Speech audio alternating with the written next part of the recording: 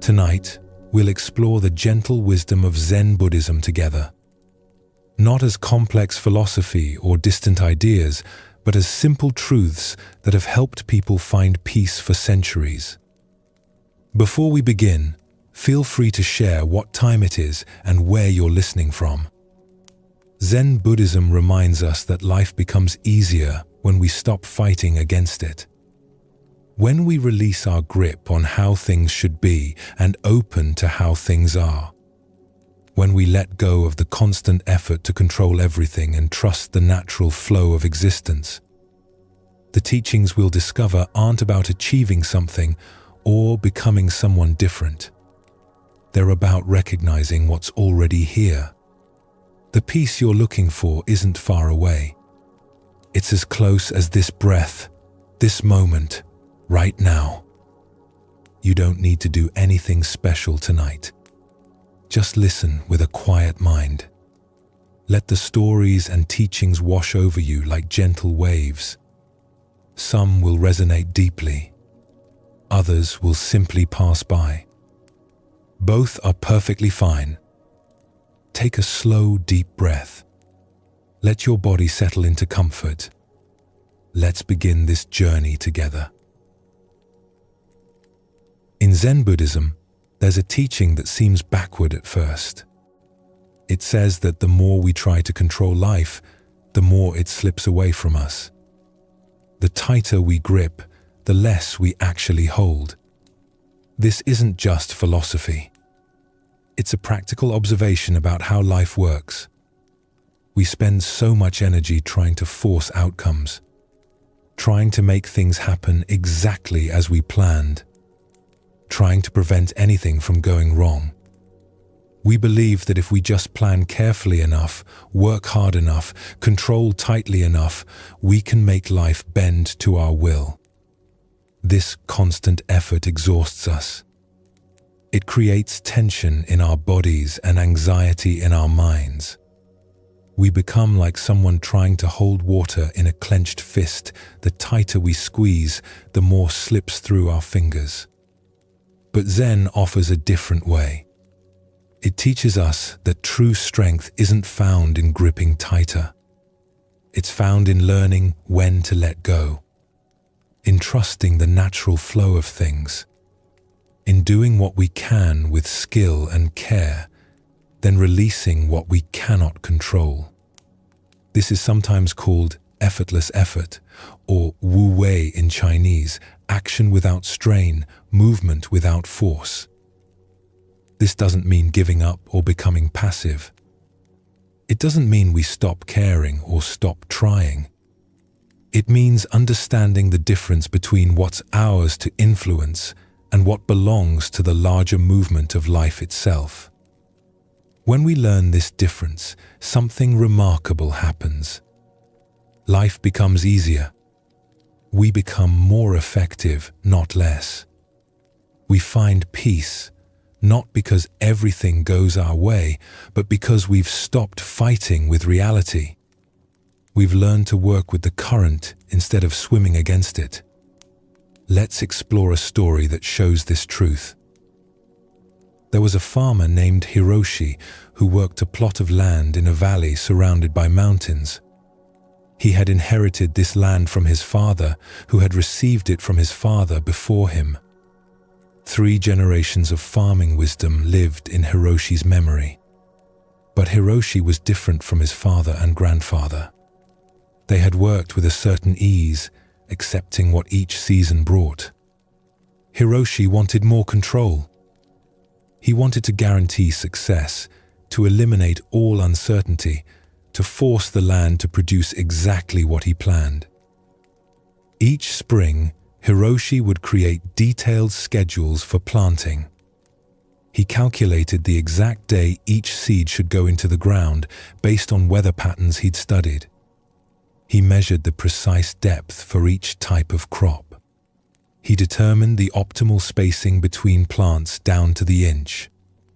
He kept notebooks filled with observations, charts tracking every variable he could think of. His wife would sometimes find him sitting up late at night, studying his records by lamplight. "Come to bed," she would say gently. "The seeds will grow whether you sleep or not." But Hiroshi couldn't rest.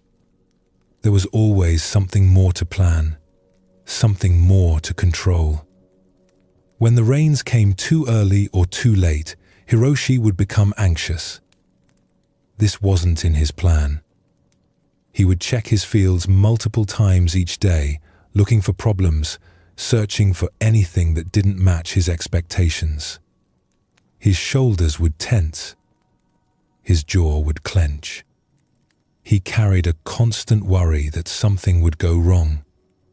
If he noticed a plant growing slower than the others, he would dig it up to examine the roots.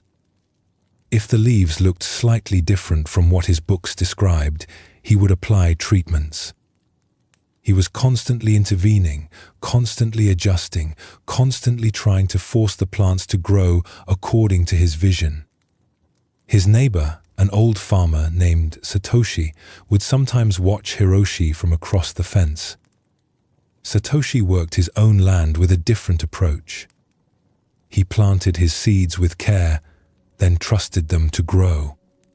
He watered when the soil was dry. He weeded when necessary. But mostly, he let the plants do what plants naturally do. Satoshi would arrive at his field in the morning, walk through it once, do what needed doing, then sit under a tree and drink tea. He seemed relaxed, unhurried. Sometimes Hiroshi would see him napping in the shade while his plants grew strong and healthy. One afternoon, Satoshi called over the fence to Hiroshi, who was on his hands and knees examining each plant in a row of vegetables. Hiroshi's hands were covered in dirt. His back ached from bending over for hours. Sweat ran down his face despite the cool breeze. "You're out here every day, working so hard," Satoshi said. "But your plants don't look as healthy as they could." Hiroshi stood up slowly, wiping dirt from his hands. His knees cracked as he straightened. It was true. Despite all his effort, despite all his planning and measuring and constant attention, his crops were struggling. Some plants looked stressed, their leaves pale and drooping. Others had stopped growing altogether, stunted at half their expected height. He couldn't understand it. He was doing everything the book said. He was controlling every variable he could think of. "I'm trying to give them exactly what they need," Hiroshi said, frustrated. There was a tightness in his voice. "Come, look at my field," Satoshi invited, gesturing with his hand. Hiroshi climbed over the fence, brushing dirt from his clothes. Satoshi's field looked different. The plants were thriving, growing strong and green. The leaves were full and vibrant. The stems stood straight and firm. There was a natural vitality to them that Hiroshi's plants lacked. Even the soil looked healthier, darker, and richer. "How do you do it?" Hiroshi asked, looking around in wonder. "What's your secret? What fertilizer do you use? What's your watering schedule?"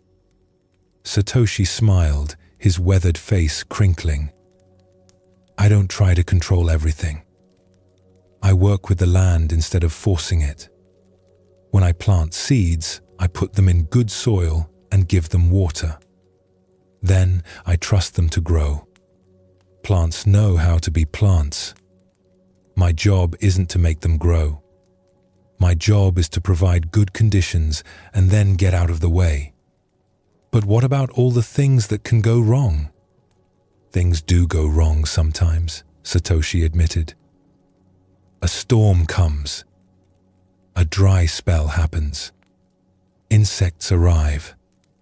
But when I'm not exhausting myself trying to control everything, I have energy to respond to real problems when they appear.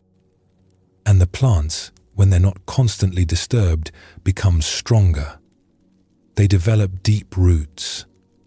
They learn to adapt to changing conditions. Hiroshi looked back at his own field. He realized something. His constant interference was actually weakening his plants. By digging them up to check roots, he was disrupting their growth. By applying treatments at the slightest variation, he was preventing them from developing their own strength. His need for control was creating the very problems he was trying to prevent. The land has its own wisdom, Satoshi continued. Rain falls when it falls. Sun shines when it shines. Seeds sprout in their own time. I can prepare the soil. I can plant at the right season. I can water during dry times. But I can't make a seed grow faster by pulling on the shoot. I can't force the rain to come. And when I try, I just make myself miserable. That evening, Hiroshi sat at the edge of his field, watching the sun set. The sky turned orange, then pink, then purple. Birds called to each other as they settled for the night. He thought about all the energy he'd poured into controlling every detail. The constant worry. The endless checking and measuring and adjusting. He felt tired in a way that went beyond physical exhaustion. It was a tiredness in his spirit. He looked at his hands. They were calloused and strong, but they trembled slightly from tension he'd been carrying for months. When had farming become such a burden? His father had loved this work. His grandfather had sung while he planted. But Hiroshi had turned it into a battle. The next morning, Hiroshi tried something different. He watered his plants, then walked away. He didn't dig them up to check the roots. He didn't measure their growth against yesterday's measurements. He didn't hover over them looking for problems. It felt strange at first, almost wrong, like he was neglecting his duty. His hands itched to do more. His mind kept suggesting things to check, things to fix. But he remembered Satoshi's words. Plants know how to be plants. The first day was the hardest. Hiroshi found himself walking toward the field, then stopping. He would turn away, then feel drawn back. He had to physically keep himself from interfering. He weeded where weeds were actually choking his plants. He watered where the soil was truly dry. But he stopped the constant interference. He stopped trying to force outcomes. Days passed. Each morning, Hiroshi still cared for his field, but with a lighter touch. He would walk through once, do what was clearly needed, then let it be. He spent less time in the field, but found himself noticing more. The way morning dew sat on the leaves. The patterns the wind made as it moved through the rows. The busy work of beetles and worms in the soil. One morning, about 2 weeks after his conversation with Satoshi, Hiroshi noticed something. A plant that had been stunted, barely growing at all, had suddenly put out new leaves. They were bright green and full of life. He hadn't done anything different with this plant. He'd simply stopped disturbing it. He walked further. More plants were showing signs of recovery. Without his constant disturbance, they were growing stronger. Their roots went deeper, searching for water and nutrients on their own. Their leaves grew fuller, reaching for sunlight. The field was developing a vitality it had lacked before. Hiroshi felt something release in his chest. A tightness he'd been carrying for so long that he'd forgotten it was there. He sat down right there in the dirt, looking at his recovering field, and laughed. It was a quiet laugh, almost embarrassed. All this time, he had been the problem.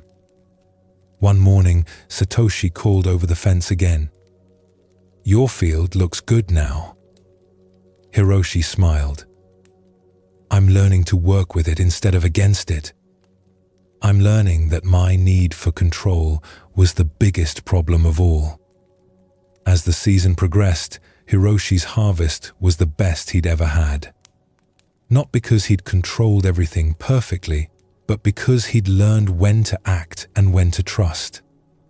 He'd discovered that there's a wisdom in the natural flow of things that's greater than any amount of planning or forcing. He still prepared his soil carefully. He still planted with attention. He still tended his crops with care. But he no longer exhausted himself trying to control what was beyond his control. He'd learned the difference between responsible action and anxious interference. Years later, when younger farmers would ask Hiroshi for advice, he would tell them, "Do what you can, then trust what you cannot control. The land knows how to be land. Seeds know how to grow. Your job is to provide good conditions and get out of the way. The hardest part of farming isn't the work. It's learning to let go."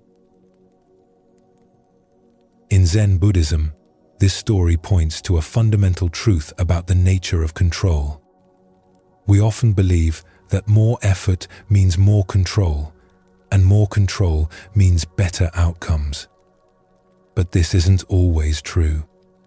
Sometimes our constant interference prevents the natural wisdom of things from unfolding.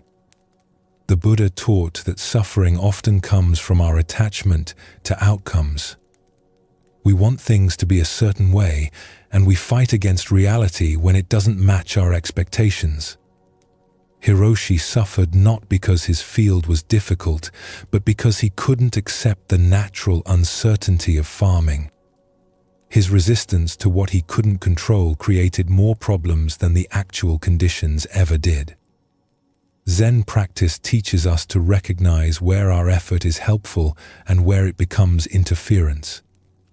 Like Hiroshi learning to care for his plants without constantly disturbing them, we can learn to engage with life without trying to force every outcome. This is the wisdom of Wu Wei, doing without overdoing, acting without forcing. Let's look at another story that shows this teaching from a different angle. There was a potter named Yuki who lived in a village known for its ceramics. She had studied pottery since childhood, learning the techniques from her mother, who had learned them from her grandmother. Yuki knew all the traditional methods. She understood glazes and firing temperatures and the properties of different clays. Her knowledge was vast, her technical skill undeniable. But despite all her knowledge, despite all her training, Yuki struggled with her work. She had a vision of perfect bowls, perfect vases, perfect teacups. She could see them clearly in her mind, every curve exactly right, every surface flawlessly smooth. She would start each piece with a clear image of exactly how it should look. Then she would try to force the clay to match that image. The clay had other ideas.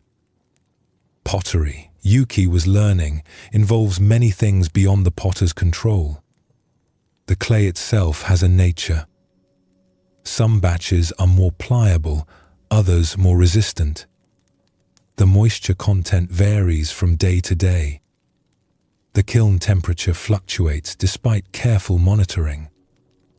The glazes react differently depending on countless factors: the humidity in the air, the minerals in the water, the exact position in the kiln. Yuki would spend hours working a single piece, trying to make it conform to her vision. Her wheel would spin and spin as she added more clay here, carved away excess there, reshaped and reworked until her hands were tired and her neck was stiff. Her fingers would ache. Her shoulders would burn. Even then, the pieces rarely turned out as she'd planned. Often they would crack in the kiln, ruined after all that effort. Or the glaze would run in unexpected ways, creating patterns she hadn't wanted. Her workshop was full of broken pieces, failed attempts, projects abandoned in frustration. Shelves lined with bowls that were almost right, but not quite. Vases with one side slightly thicker than the other. Cups with rims that weren't perfectly level. Each failure made her more determined to control the process perfectly next time. She would plan more carefully, measure more precisely, try harder to force the outcome she wanted. Some nights, she would stay up late, her hands moving over the wheel again and again, fighting with the clay. The lamp would burn low. Her eyes would grow tired. But still she would push, trying to bend the material to her will. One day, a traveling potter named Taro came through the village. He was quite old, with hands gnarled from decades of work.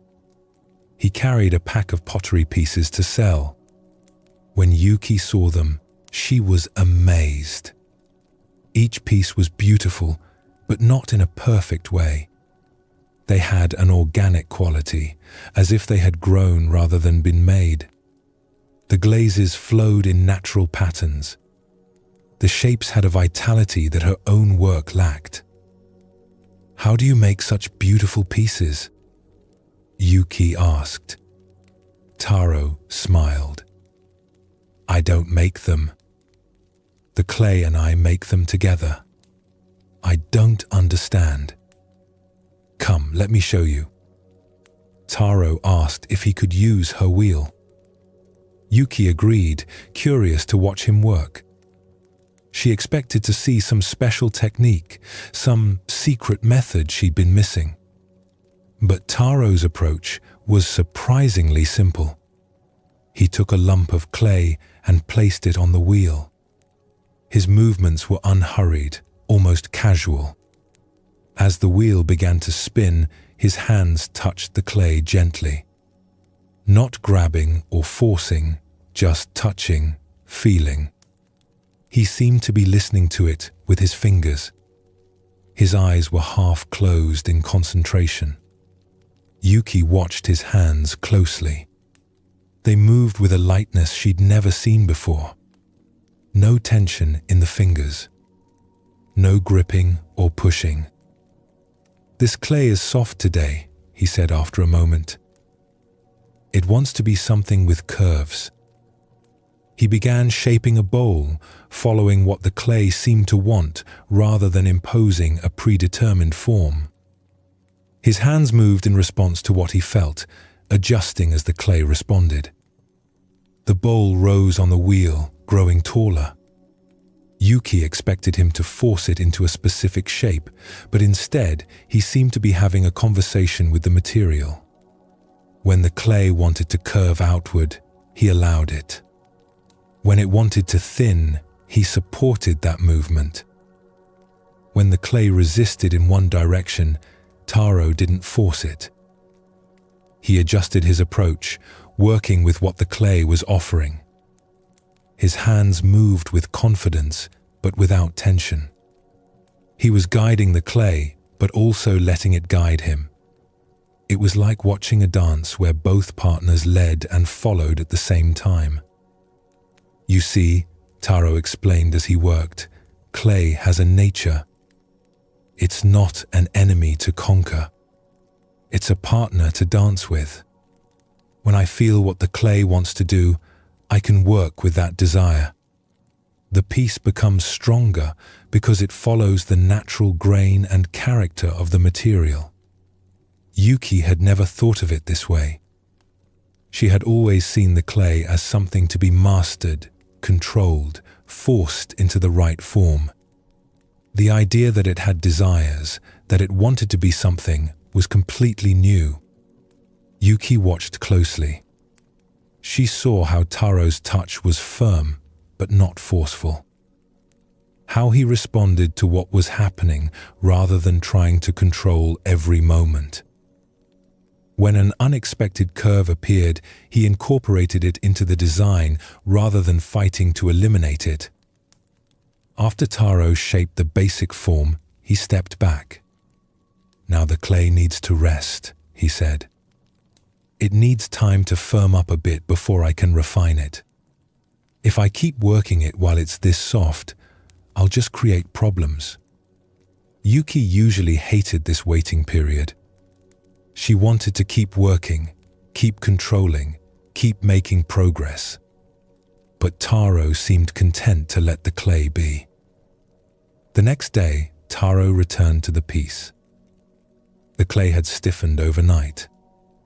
Now he worked on the details, trimming the base, smoothing the walls. His movements were economical, precise. He did what was needed and nothing more. "Most problems in pottery come from working too much," Taro said. "Overworking. Trying to fix every tiny imperfection. Refusing to let the piece have its own character. When I was young, like you, I thought more effort always meant better results. I would work a piece until my hands cramped, trying to make it perfect. But clay doesn't respond well to force. It becomes tired, loses its structure, collapses. But how do you make good work without controlling everything?" Yuki asked. "By understanding the difference between skill and control. Skill means knowing how to work with the material. Control means trying to dominate it. I use skill to guide, to suggest, to support. But I let the clay be clay. I work with its nature instead of against it." Over the following weeks, Yuki tried this different approach. Instead of starting with a fixed vision and forcing the clay to match it, she would center a lump of clay on the wheel and feel what it wanted to become. She would notice its texture, soft or firm. She would feel its moisture, whether it was wet or dry. She would sense its responsiveness, whether it moved easily or resisted. Then she would work with what she felt. At first, this was difficult. Her mind kept wanting to impose its plan. She would sit at the wheel and her thoughts would say, "Make a bowl. Make it this tall. Make it this wide." She would catch herself forcing, pushing, trying to control. Her old habits were strong. But gradually, she learned to soften her approach, to listen with her hands, to respond rather than command. She started to notice things she'd been too busy to feel before. The way clay warmed under her fingers, the slight variations in texture that indicated how it would behave, the moment when clay wanted to rise and the moment when it wanted to spread. Her pottery began to change. The pieces had a naturalness they'd lacked before. They weren't perfect according to her old standards, but they were alive. They had character. The curves felt right in a way she couldn't explain. They fit the hand naturally when you picked them up. And surprisingly, she made fewer mistakes. When she wasn't fighting the clay, it didn't fight back. Pieces stopped cracking in the kiln so often. The glazes seemed to flow more naturally. She wasn't forcing the material against its nature, so it responded with cooperation rather than resistance. One afternoon, several weeks into practicing this new approach, Yuki was working on a vase. The clay was behaving oddly that day, pulling to one side. In the past, this would have frustrated her terribly. Her old instinct was to force it back to center, to make it symmetrical, to control it. Her hands would start to do this automatically. But she stopped herself. She remembered Taro's teaching. She let the clay pull. She worked with that movement instead of against it. The vase became asymmetrical, leaning gently to one side. It wasn't what she'd planned. It didn't match any image she'd had in her mind. But it was beautiful in its own way. It had a grace that symmetry couldn't have given it. That vase became one of her best pieces. When she fired it and applied the glaze, the asymmetry made the glaze flow in an unexpected pattern, like water running down a hillside. People who saw it said it looked like a flower bending toward light. It had a life to it that her more controlled, symmetrical pieces lacked. It felt alive in your hands. Yuki kept that vase on a shelf in her workshop. Sometimes, when she found herself falling back into old patterns of control and force, she would look at it. It reminded her of what becomes possible when we stop fighting. She learned something from pottery that extended far beyond her craft. She learned that resistance and force create problems. That working with the nature of things, rather than against it, leads to better outcomes. That some of the best results come when we release our rigid plans and respond to what's actually happening. The clay had taught her about life itself, about knowing when to act and when to allow, about the difference between guidance and control, about trusting that things have their own wisdom, their own path, their own nature that we can work with, but never truly dominate. Years later, Yuki became known throughout the region for her pottery. People said her pieces had a special quality, a naturalness that made them feel like they belonged in your hand, like they'd always existed.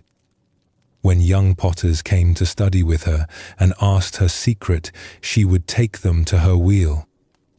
She would place a lump of clay on the wheel and say, "Put your hands here. Feel it. Don't think about what you want to make. Feel what the clay wants to become." And then she would add, "I learned to stop fighting with the clay. I learned that trying to control everything was the one thing preventing me from making good work. Now I work with what is, rather than forcing what I think should be. This is the secret, if there is one. Partnership, not domination. Response, not control." This story shows us another dimension of the Zen teaching about control. Yuki's struggle wasn't with lack of knowledge or skill. She had plenty of both. Her struggle was with her relationship to the creative process itself. Her need for control was blocking the natural flow that makes good work possible. In Zen Buddhism, there's a concept called beginner's mind. It means approaching each moment fresh, without rigid expectations about how things should be. Yuki discovered this when she learned to feel what each lump of clay wanted to become, rather than imposing a predetermined vision. She moved from force to response, from control to cooperation. The Buddha taught about what he called right effort. This doesn't mean maximum effort or constant striving. It means appropriate effort, effort that's aligned with the nature of what you're working with. Hiroshi discovered this in his fields. Yuki discovered this at her wheel. They both learned that more force doesn't always mean better results. This teaching applies to all aspects of life. When we try to control relationships, demanding that people be exactly who we want them to be, we often push them away. When we try to control our emotions, suppressing them or forcing them to change, they often become more intense. When we try to control outcomes, gripping them so tightly that we can't adjust when circumstances shift, we exhaust ourselves and miss opportunities that don't fit our narrow plan. Zen practice invites us to do what we can with skill and care, then release the outcome. To engage fully without demanding that things turn out exactly as we planned. This isn't passivity. It's not giving up or being careless. It's a more refined kind of action, one that works with the grain of reality rather than against it. Think of a river. It doesn't force its way through the landscape. It finds the path of least resistance. But over time, moving with patience and persistence, it shapes entire canyons. This is the power of working with rather than against. Like Hiroshi learning to farm with trust and Yuki learning to pot with responsiveness, we can learn to meet life with less force and more wisdom. We can learn that letting go of control doesn't mean losing power. Often, it means discovering a deeper kind of effectiveness, one that flows with life instead of fighting against it. One that accomplishes more by forcing less. One that finds strength not in rigid grip, but in flexible response. One of the most helpful discoveries in Zen Buddhism is understanding what the mind actually is. We often think our mind should behave in certain ways. We believe we should be able to control our thoughts, turn them on and off like a lamp. When thoughts keep coming, especially uncomfortable ones, we think something is wrong with us. But Zen teaching offers a different view. The mind is more like the sky than like a machine we operate. Think about the sky for a moment. Clouds come and go. Rain falls. Sunshine breaks through. Storms pass. The sky doesn't try to control any of this. It simply allows everything to move through it. And underneath all the changing weather, the sky itself remains clear and spacious. Your mind works in a similar way. Thoughts come and go like clouds. Feelings rise and fall like weather patterns. Sensations appear and disappear like passing rain. And beneath all this movement, awareness itself remains unchanged, just watching, just present. This understanding brings a particular kind of ease. When we stop trying to control our mental weather and instead learn to rest in the spacious awareness that allows all thoughts to arise and pass, something relaxes. We discover that thoughts aren't the problem. Our fight with thoughts is the problem. Let's look at a story that shows this truth. In a monastery nestled in the mountains, there lived a young monk named Nobu. He had come to the monastery with a sincere wish to find peace. But instead of peace, he found his mind more active than ever. During meditation, thoughts would race through his mind like horses galloping across a field. He couldn't make them stop. Nobu would sit on his cushion, close his eyes, and try to make his mind quiet. But the moment he tried to empty his thoughts, more would flood in. Memories from childhood.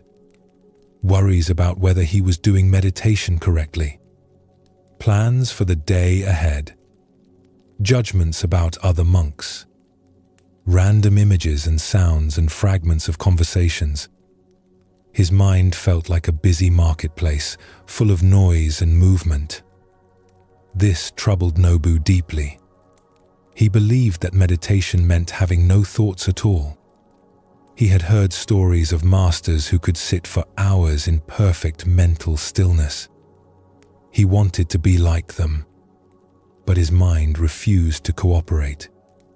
The harder he tried to stop his thoughts, the more thoughts seemed to appear. He would spend entire meditation sessions fighting with his mind. A thought would arise, and he would push it away. Another would appear, and he would struggle to suppress it. It was exhausting work, and it left him feeling worse than before he started. He began to think there was something wrong with him. Perhaps he wasn't meant for this path. Perhaps his mind was too busy, too scattered, too broken to ever find peace. One morning, After a particularly difficult meditation session, Nobu went to find his teacher, Master Hakuin. He found the old monk sitting under a tree in the monastery garden, watching the wind move through the branches. "Master," Nobu said, his voice tight with frustration, "I cannot quiet my mind. I've been trying for months, but thoughts keep coming. I push one away and 10 more appear. I'm failing at meditation." Master Hakuin looked at him with kind eyes. "Come, sit beside me." Nobu sat down on the ground next to his teacher. The grass was cool and slightly damp from the morning dew. They sat in silence for a while, watching the tree branches sway in the wind. Leaves rustled with a soft, continuous whisper. Birds called to each other from hidden places in the foliage. A breeze touched their faces, carrying the scent of pine from the mountains beyond. Nobu tried to sit quietly, but his mind was already busy. He was thinking about what his teacher might say. He was judging himself for complaining. He was hoping for some secret technique that would finally make everything quiet. His thoughts moved in circles even as he sat there. "What do you see?" Hakuin finally asked, his voice gentle. "I see the tree," Nobu replied. "The branches moving in the wind." "Is the tree fighting with the wind?" Nobu looked more carefully at the branches above them. They bent and swayed, moving with each gust. Some branches moved a great deal, bending nearly horizontal in stronger gusts. Others barely moved at all, but none of them seemed to resist. "No." The tree lets the wind pass through it. "And when the wind moves the branches, is the tree disturbed? Is it suffering?" Nobu considered this. The branches moved, but the trunk remained rooted, solid, unmoved by the wind that bent its smaller limbs. The tree itself was still there, unchanged. The branches move, but the trunk remains rooted. The tree itself is still there. "Your mind is like this tree," Hakuin said, gesturing to the branches above. "Thoughts are like the wind. They come and go on their own. Fighting against thoughts is like the tree trying to stop the wind. It's impossible, and the effort only creates strain. The tree would break itself trying to resist the wind." "But surely I should be able to control my mind," Nobu said, his voice carrying a hint of desperation. "Otherwise, what's the point of meditation? Why am I sitting every day if I can't make my mind quiet?" "Meditation isn't about controlling thoughts," Hakuin explained, his tone patient and kind. "It's about recognizing the awareness that watches thoughts come and go. This awareness is like the trunk of the tree, steady and rooted, while thoughts move through like wind through branches. The thoughts don't disturb the awareness any more than wind disturbs the tree's roots deep in the earth." Nobu wasn't sure he understood. The words made sense, but they felt abstract, distant from his actual experience. "But when I meditate, my mind is full of thoughts. I don't feel any awareness. I just feel busy and scattered. It's like a crowd of people all talking at once inside my head." Hakuin smiled with understanding. "That's because you're identifying as the thoughts themselves. You think you are your thinking. But notice this. Who is it that knows thoughts are happening? Who is aware that your mind feels busy?" Nobu paused. This was a different kind of question. He had been so focused on his thoughts, on trying to control them or make them stop, that he'd never asked who was watching all of this happen. There was something aware of his thoughts. something that could observe his mind being busy, something that noticed thoughts appearing and disappearing, something that knew when his meditation was difficult. "There's something watching the thoughts," Nobu said slowly, carefully, as if touching something fragile. "Yes. That watching awareness is what you actually are. The thoughts are just weather passing through. You are the sky in which the weather appears. The sky doesn't care if it's sunny or stormy. It holds both with the same spaciousness." This struck Nobu in a way that words usually didn't. He sat with it, letting it settle. The awareness that was noticing his thoughts, that was hearing the birds, that was feeling the cool grass, that awareness had been there all along. He had just been too busy fighting with thoughts to recognize it. Over the following days, Nobu tried this different approach. Instead of fighting his thoughts during meditation, he watched them. He would sit on his cushion in the meditation hall, feeling the firm support beneath him, hearing the breathing of other monks around him. Then he would simply notice what his mind was doing. A thought would arise about what he would eat for breakfast. Rice, perhaps, or soup. Instead of pushing it away or getting frustrated that he was thinking about food during meditation, he simply noticed it. "There's a thought about breakfast." The thought would linger for a moment, floating in his awareness like a leaf on a pond, then fade on its own. He didn't make it go away. It just went. Another thought would come, a memory of his family home. He could see his mother's face, hear his father's voice. In the past, this would have triggered a whole chain of thoughts, memories leading to more memories, eventually spiraling into homesickness or regret. But now, he simply observed. There's a memory. He watched it appear, stay briefly, then dissolve like mist in sunlight. He wasn't trying to make it go away. He wasn't holding on to it. He was just watching, the way you might watch clouds drift across the sky. At first, this felt strange to Nobu. He was so used to fighting his thoughts that simply watching them felt like doing nothing. His old habit would reassert itself. He would catch himself getting tense, preparing to push a thought away. Then he would remember Hakuin's teaching and soften again. Just watch, like the tree allowing wind to pass through. But gradually, over days and then weeks, he began to notice something remarkable. When he stopped fighting his thoughts, they actually became quieter. Not because he was suppressing them, but because he'd stopped feeding them with his resistance.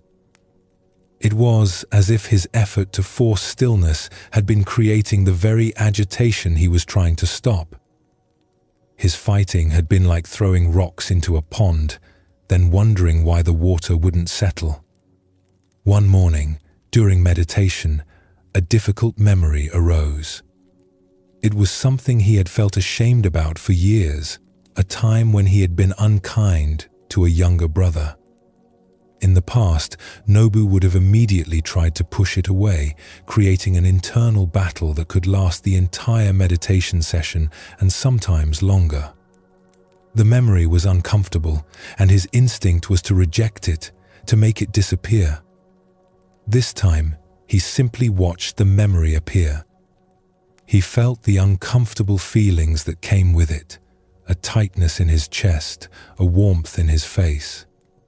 He noticed the thoughts that surrounded it, judgments about himself, wishes that he had acted differently. But he didn't fight. He let it all be there, like clouds passing through the sky. He let the discomfort be uncomfortable without trying to make it go away.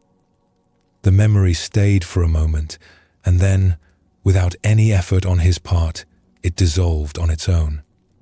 Nobu felt something release in his chest, like a knot slowly untying itself. He had been carrying this memory with such struggle, always trying to keep it away, always tensing against it when it appeared. But when he simply let it pass through, like wind through branches, it lost its power over him. It was just another thought, another piece of weather moving through. "Master Hakuin," Nobu said later that day, finding his teacher again in the garden, "I think I'm beginning to understand. The problem wasn't my thoughts. The problem was my relationship with my thoughts. I was treating them like enemies, like invaders I had to fight off." "Yes," Hakuin replied, looking up from the vegetables he was tending. "When we fight with our mind, we create two problems where there was only one: the thought itself and our struggle against it. But when we simply watch thoughts come and go, they pass like everything else. They're not good or bad. They're just mental weather. Rain isn't bad. Wind isn't bad. They're just what happens." Nobu continued this practice over many months. The monastery's seasons changed around him. Summer heat gave way to autumn cool, then winter cold, then spring warmth again. Some days his mind was quiet, with few thoughts drifting through. Other days it was very busy, with many thoughts crowding in. But he learned that both were okay. He didn't need to prefer quiet days over busy days. Quiet wasn't better than busy. Clear weather wasn't better than stormy weather. They were just different. He could rest in the awareness that watched all of it, the awareness that remained peaceful regardless of what thoughts were passing through.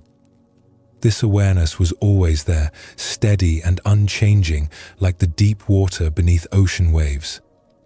The surface might be choppy or smooth, but the depths were always still. Years later, when Nobu became a teacher himself and young monks came to the monastery, students would come to him with the same struggle he once had. They would sit with him in that same garden, under that same tree, and say, "I can't stop my thoughts. My mind is too busy. I must be doing something wrong." Nobu would smile with understanding, remembering his younger self so clearly. "You're not supposed to stop your thoughts," he would tell them gently. "Thoughts are what minds do, like waves are what oceans do. The ocean doesn't try to stop its waves. Your job isn't to make the waves stop. Your job is to recognize the deep, still water beneath the surface. That stillness is always there, whether the surface is calm or stormy. You don't create it. You just recognize it. It's what you are beneath all the mental movement." And sometimes, if the student seemed ready, he would point to the tree branches moving in the wind, just as Hakuin had shown him all those years ago. This teaching in Zen Buddhism is often called the witness or the observer.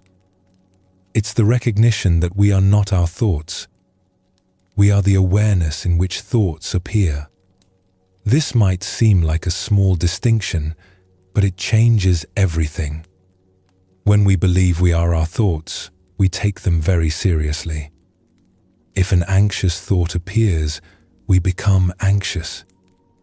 If an angry thought appears, we become angry. We're completely identified with whatever is passing through our mind at the moment. But when we recognize ourselves as the awareness watching thoughts, we have space. We can notice an anxious thought without becoming anxious. We can observe an angry thought without becoming angry. The thoughts still appear, but they no longer control us. We see them as passing phenomena, like clouds in the sky, not as who we are. The Buddha taught that much of our suffering comes from this misidentification. We mistake the passing contents of consciousness for our true self. but our true nature is the consciousness itself, not its contents. This consciousness is always peaceful, always present, always unchanged by what passes through it.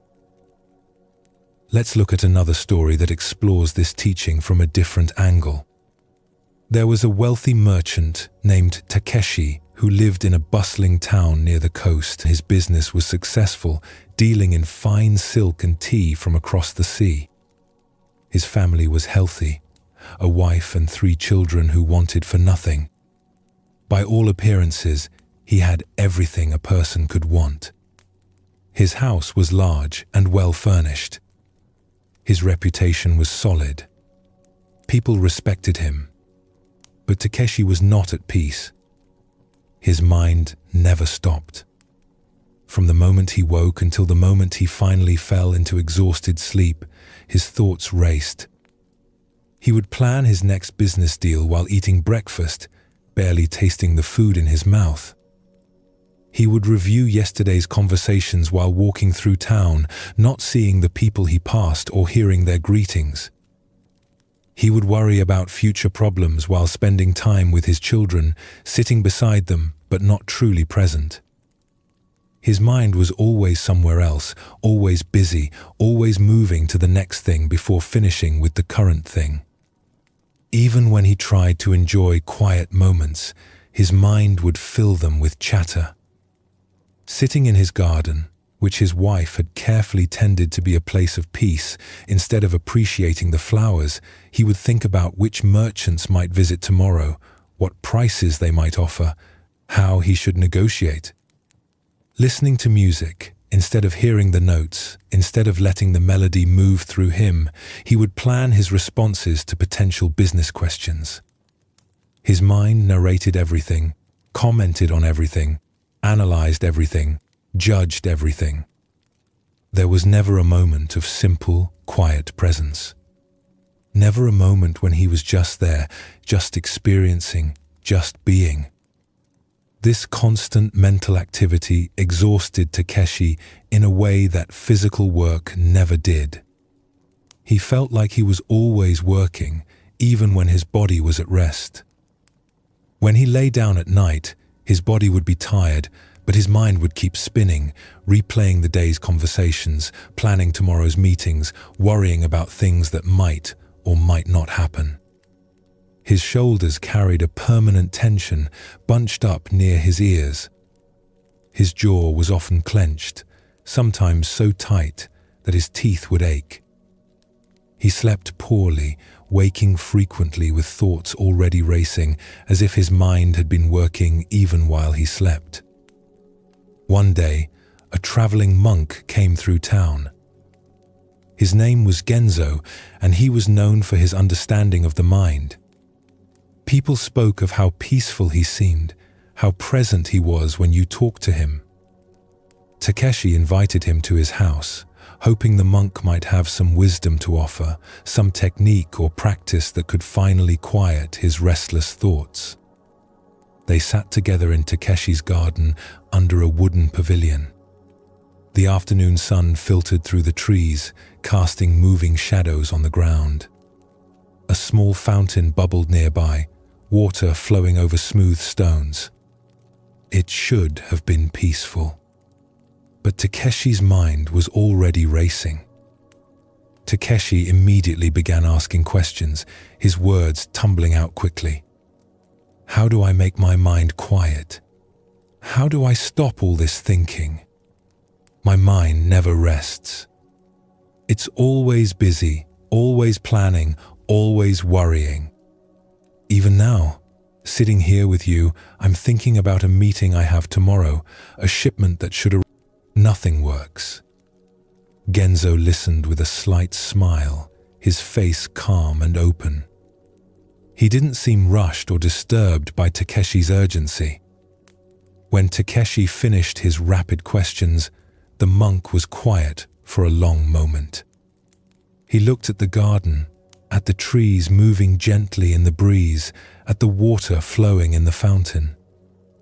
Then he asked, "Who is tired of thinking?" Takeshi was confused by the question. It seemed too simple, not addressing his real problem.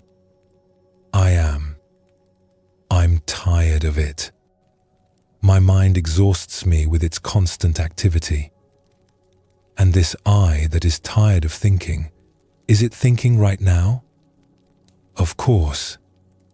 I'm thinking about my mind, about how to fix it, about what you might tell me, about whether this will help or if I'm wasting my time. So you're using thinking to try to stop thinking? Takeshi paused.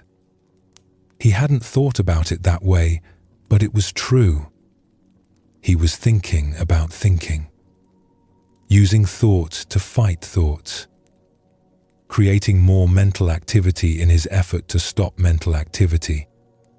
It was like trying to put out a fire by adding more wood to it. I don't know any other way. How else can I solve this problem? Genzo gestured to the garden around them, to the trees and flowers and the bubbling fountain. Listen for a moment. Just listen. Don't think about listening. Don't think about what I'm asking you to do. Just hear what's here. They sat in silence. At first, Takeshi's mind continued its usual chatter, making comments about the silence, wondering what the monk was doing, judging whether this simple exercise could possibly help with his complex problem, thinking about how much time he was spending here when he had so much work waiting. But Genzo had said to listen, so Takeshi tried to focus on sounds. He tried to actually hear instead of think about hearing. He heard birds singing in the trees above them. Not just birds, but the specific calls, high chirps and lower warbles, some close by and some distant. He heard the rustle of leaves in the breeze, a soft, continuous whisper that rose and fell. He heard the distant sound of the ocean, waves rolling onto the shore, a rhythmic shh that he usually never noticed, even though he lived so close to the water. He heard the fountain bubbling beside them, water trickling and splashing over the smooth stones. He heard the creak of the wooden bench beneath him as he shifted his weight slightly. He even heard his own breathing, the soft sound of air moving in and out of his body. "What do you notice?" Genzo asked after a while, his voice quiet and gentle, not interrupting the listening but adding to it. "I hear birds," Takeshi said, still listening even as he spoke. "Wind in the leaves. The ocean. The fountain. The wood beneath me. My own breath. And while you were listening to those sounds, truly listening with your full attention, where were your thoughts about tomorrow's meeting? Where were your worries about next week's shipment? Where were your reviews of past conversations?" Takeshi realized something that surprised him. While he was actually listening, giving his full attention to the sounds around him, his mind had been quiet. Not because he'd forced it to be quiet, not because he'd suppressed his thoughts or pushed them away, but because his attention was occupied with direct experience instead of mental commentary. The thoughts had simply stopped on their own when he was fully engaged in the act of hearing. "They were gone," he said with surprise, his eyes widening slightly. "But now they're back. Now I'm thinking about the fact that they were gone, thinking about what that means, wondering if I can make it happen again, analyzing this experience." "They come and go," Genzo said, nodding as if this was exactly what he expected to hear. "Thoughts are like visitors to your house. They arrive uninvited, walking through your open gate. They stay for a while. They leave. The problem is that you've been treating every visiting thought as if it's your master. The moment a thought appears, you bow to it. You serve it. You follow it wherever it leads. You give it all your attention and energy. You believe everything it tells you. But I don't choose my thoughts. They just come. Exactly. You don't choose them. So, why do you take responsibility for them? Why do you believe them? Why do you follow them? This was a new idea for Takeshi. He had always assumed that because thoughts appeared in his mind, they were his thoughts, and therefore he should pay attention to them, believe them, act on them. Think of it this way, Genzo continued. If a stranger walked through your gate and started giving you orders, would you obey? Would you believe everything they said? Would you let them control your actions? No, of course not. But when a thought walks through your mind and gives you orders, tells you to worry, tells you to plan, tells you to judge, you obey immediately. You give it more authority than you'd give a stranger. Takeshi sat with this. His mind was indeed like a gate that stood open, with thoughts wandering in and out constantly. He had been treating each thought as if it deserved his complete attention and belief. So what should I do with thoughts? He asked. You don't need to do anything with them, Genzo said. Watch them come. Watch them go. Like watching people walk past your house. Some people you might invite in. Others you simply let pass by. You don't need to fight with them or chase them away. You just don't follow them. Over the following weeks, Takeshi practiced this new way of relating to his thoughts. When a thought about business would arise during the day, he would notice it. There's a thought about tomorrow's meeting. He wouldn't fight it or try to make it go away or tell himself he shouldn't be thinking about it. But he also wouldn't follow it into an elaborate planning session. He wouldn't let it pull him out of whatever he was actually doing in the moment. He would just let it be there, acknowledged but not followed, and often it would fade on its own, like smoke dissipating in air. When a worried thought appeared, he would notice it too. There's a worried thought about the shipment. In the past, he would have grabbed onto that worry immediately and spun it into an entire story about everything that might go wrong. He would have spent hours imagining disasters, planning responses to problems that hadn't happened yet, exhausting himself with mental rehearsals. Now, he simply observed the worry without believing it or following it. Like a cloud passing across the sky, it would drift through and disappear. Sometimes it would come back, and he would notice it again. There's that worry again. And again he would let it pass. This practice didn't make Takeshi's thoughts stop. His mind was still active, still generating thoughts throughout the day. But he no longer felt exhausted by it. He had discovered something beneath the constant mental chatter. A quiet awareness that was always present, always peaceful, regardless of how busy his thoughts were. It was like discovering that beneath the waves on the ocean's surface, there were depths that remained perfectly still. He found that he could be present with his children in a way he never had before. One afternoon, his youngest daughter showed him a flower she had picked from the garden. In the past, even while looking at the flower, his mind would have been somewhere else, thinking about work, reviewing conversations, planning ahead. He would have smiled at her, but not really seen the flower or felt her joy. Now, he actually saw the flower she held, the delicate pink petals, the yellow center, the pride in her eyes as she shared her discovery. His mind still generated thoughts, but he didn't follow them away from this moment. When he noticed his attention drifting, he gently brought it back to his daughter, to the flower, to the present. He could sit in his garden without his mind narrating the experience or planning future tasks. He could simply be there, seeing the flowers his wife had planted, feeling the warmth of the sun, hearing the fountain's gentle sound. Thoughts would still drift through. I should ask the gardener about those roses. Tomorrow I need to, but he didn't follow these thoughts. He let them pass like birds flying overhead, noticed but not pursued.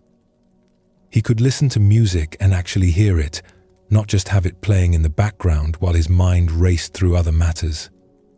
The notes would rise and fall, and he would be there with them, present to the actual experience of sound entering his ears. His chest would move with the melody. His breath would slow. Thoughts still came, but they no longer carried him away from the music.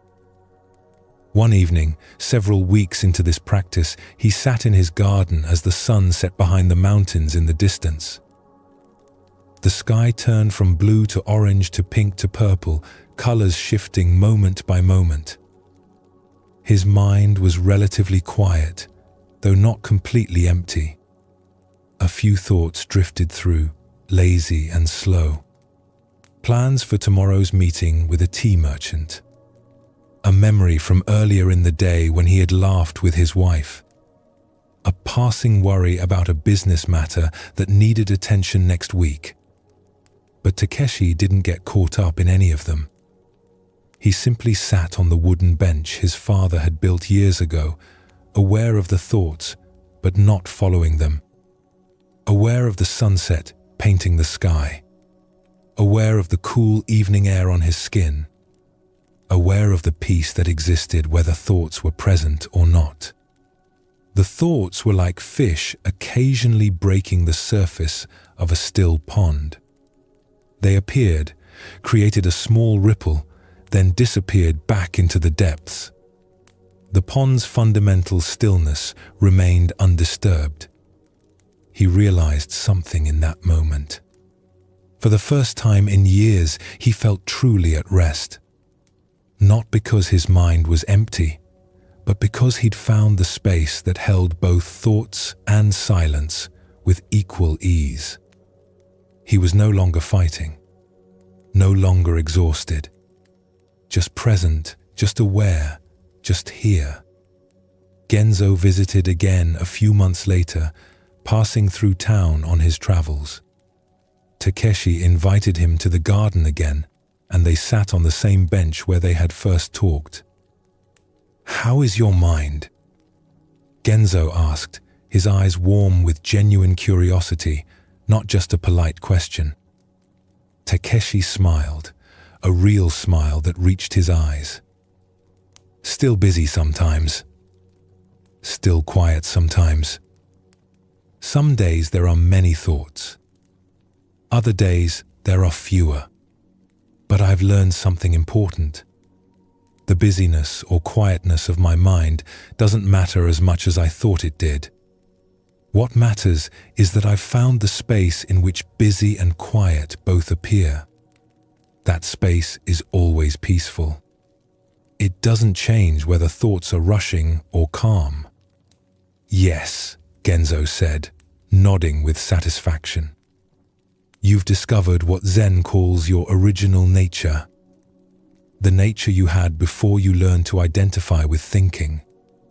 It was there before thoughts began, when you were an infant, and it will be there after thoughts end. It's not disturbed by thinking any more than the sky is disturbed by clouds. The clouds come and go, but the sky remains the sky." Takeshi looked around his garden, seeing it with different eyes than he had months ago. The same flowers, the same fountain, the same trees. But everything felt different because he was different. Or rather, he had discovered what had been there all along, hidden beneath years of constant mental noise. "I thought peace meant having a quiet mind," Takeshi said. "But peace is actually the awareness that watches both quiet and busy minds. It's what I am, not what I achieve." Genzo smiled. "Now you understand." This teaching points to something central in Zen Buddhism, the difference between the contents of consciousness and consciousness itself. Takeshi's suffering didn't come from having thoughts. It came from believing he was his thoughts, from identifying completely with the mental chatter. When we recognize that we are the space in which thoughts appear, everything changes. We can think without being consumed by thinking. We can experience mental activity without being exhausted by it. We discover a rest that doesn't depend on thoughts being absent. The mind will produce thoughts. This is its nature. Trying to stop thinking is like trying to stop the heart from beating. It's not the goal of Zen practice. The goal is to recognize what we are beneath the thinking. To find the awareness that watches thoughts come and go without being caught up in them. This awareness is always present. It's present when the mind is busy. It's present when the mind is quiet. It's the constant in all our changing mental states. And it's inherently peaceful, not because it has achieved peace, but because peace is its nature. Like Nobu learning that thoughts are like wind through branches and Takeshi discovering the space beneath mental chatter, we can find this peaceful awareness in ourselves. It's not something we create or achieve. It's what we are when we stop identifying with the passing contents of our mind. It's here right now, aware of these words, present beneath whatever thoughts are moving through at this moment. In Zen Buddhism, there's a fundamental teaching about the nature of reality. Everything changes. Nothing stays the same. The flower that blooms today will wilt tomorrow. The child becomes an adult. The strong body grows old. The seasons turn endlessly. Nothing is permanent. This might sound sad at first. We want things to last. We want to hold on to the good moments, the people we love, the things that bring us joy. We build our lives trying to create stability, trying to make things permanent. But Zen teaches us that this very desire for permanence is what creates suffering. When we resist change, we fight against the basic nature of existence. It's like standing in a river and trying to stop the water from flowing. We exhaust ourselves in a battle we can never win. But when we learn to accept impermanence, something remarkable happens. We become free. We can enjoy things fully, precisely, because they won't last forever. We can be present to life as it actually is, not as we wish it would be. This doesn't mean giving up or becoming passive. It means engaging fully with each moment while knowing that this moment, like all moments, will pass. It means loving without trying to freeze time. It means building without demanding that what we build lasts forever. Let's look at a story that shows this truth. There was a tea master named Setsuko who lived in a small house at the edge of a village. She was known throughout the region for her skill in the tea ceremony. People would travel many days to experience tea prepared by her hands. But Setsuko was known for something else too. She had a bowl that everyone admired. The bowl was old, passed down through 3 generations of tea masters. It had belonged to Setsuko's grandmother and her grandmother's teacher before that. The glaze was a deep green that seemed to shift in the light. The shape fit perfectly in the hands. There was a small irregularity in the rim where the potter's tool had slipped, and this imperfection somehow made the bowl more beautiful, more human. Setsuko used this bowl every day for the most important part of her tea ceremony. She washed it carefully after each use. She kept it wrapped in silk when it wasn't being used. She treasured it not just for its beauty, but for the connection it represented. Her grandmother's hands had held this bowl. Every time Setsuko prepared tea in it, she felt that connection, that unbroken line of teaching and tradition. One autumn morning, Setsuko was preparing for a tea ceremony. An important guest was coming, a traveling scholar who had requested the honor of experiencing her tea preparation. Setsuko had risen early, before the sun touched the horizon, to prepare everything perfectly. She cleaned the tea room with careful attention, wiping each surface until it was spotless. She arranged flowers in the alcove, choosing chrysanthemums that echoed the season. She selected the finest tea leaves, ones that had been stored for just the right amount of time. And of course, she would use her grandmother's bowl. The morning light was soft and golden as she moved through her preparations. Everything felt right. The air was cool. The house was quiet. She could hear birds beginning to sing outside. This was the time of day she loved most, when the world felt fresh and full of possibility. She went to the storage room where the bowl was kept.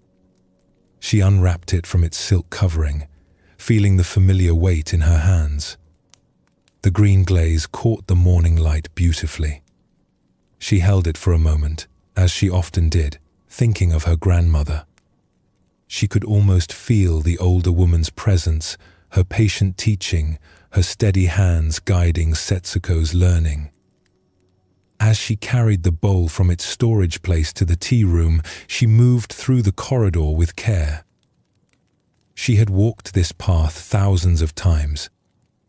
She knew every board, every corner. But this morning, something was different.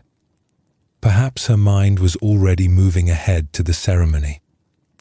Perhaps she was thinking about her guest. For just a moment, her attention drifted. Her foot caught on the edge of a mat that had shifted slightly from its usual position. She stumbled. Her hands instinctively tried to catch her balance, and the bowl flew from her grasp.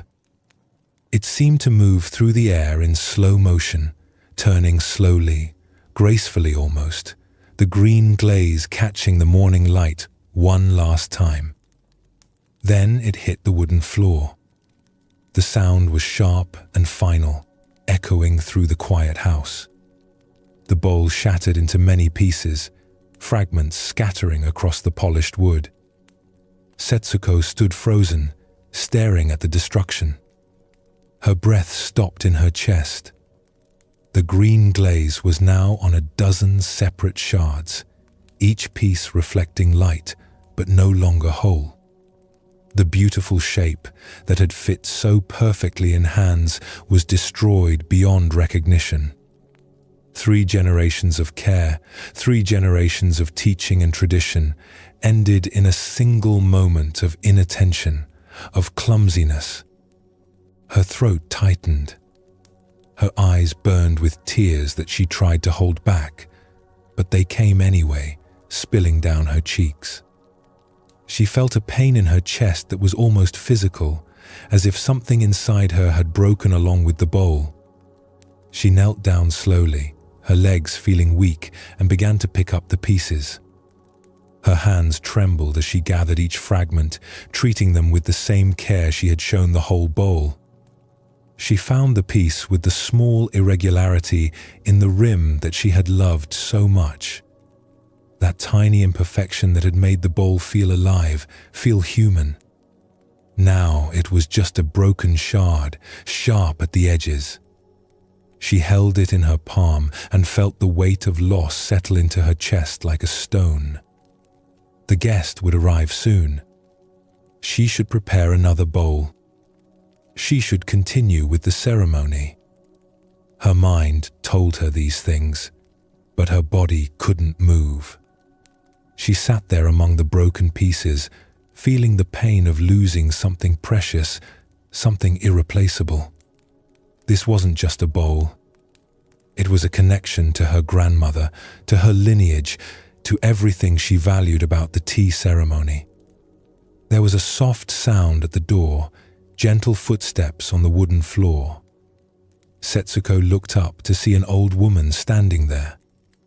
She was a neighbor, a widow named Chiyo, who lived alone in a small house nearby and often walked through the village in the early morning, greeting the day with a simple contentment that Setsuko had always admired but never quite understood. "I heard something break," Chiyo said gently, her voice soft as rain. "May I come in?" Setsuko nodded, not trusting her voice. The tears were still wet on her cheeks. The old woman came and sat beside her on the floor, lowering herself slowly with the careful movement of age. She looked at the broken pieces without speaking for a long moment, just observing, present to what had happened. Then she said, "It was beautiful, this bowl." "It was my grandmother's," Setsuko managed to say, her voice breaking on the words. 3 generations of tea masters used it. And I destroyed it. I wasn't paying attention. I was careless. I failed to protect it. "You didn't destroy it," Chiyo said, her tone matter-of-fact but not unkind. "It broke. All things that can break will break eventually. This is their nature. This bowl's breaking came today. If not today, it would have come another day, another year. Perhaps when you were older. Perhaps after you had passed it to your own student. The bowl's nature included its breaking, just as a flower's nature includes its wilting, just as fruit's nature includes falling from the tree. But it should have lasted longer. It could have lasted another generation, maybe 2, if I had been more careful, more mindful." Chiyo picked up one of the larger pieces, turning it in her weathered, lined hands. This bowl served its purpose beautifully for many years. It held tea. It connected you to your grandmother. It brought joy and beauty to everyone who used it. It taught you about care and attention. And now that part of its life is complete. The bowl has done what it came to do. But I'll never use it again. That connection to my grandmother is broken now. "The connection isn't in the bowl," Chiyo said, looking directly at Setsuko with eyes that were surprisingly bright despite her age. "It's in you. Your grandmother's teaching lives in your hands, in your knowledge, in your care for the tea ceremony, in the way you move, in the attention you bring to each action. The bowl was just clay and glaze. What mattered was never the object. It was what the object helped you remember, what it symbolized.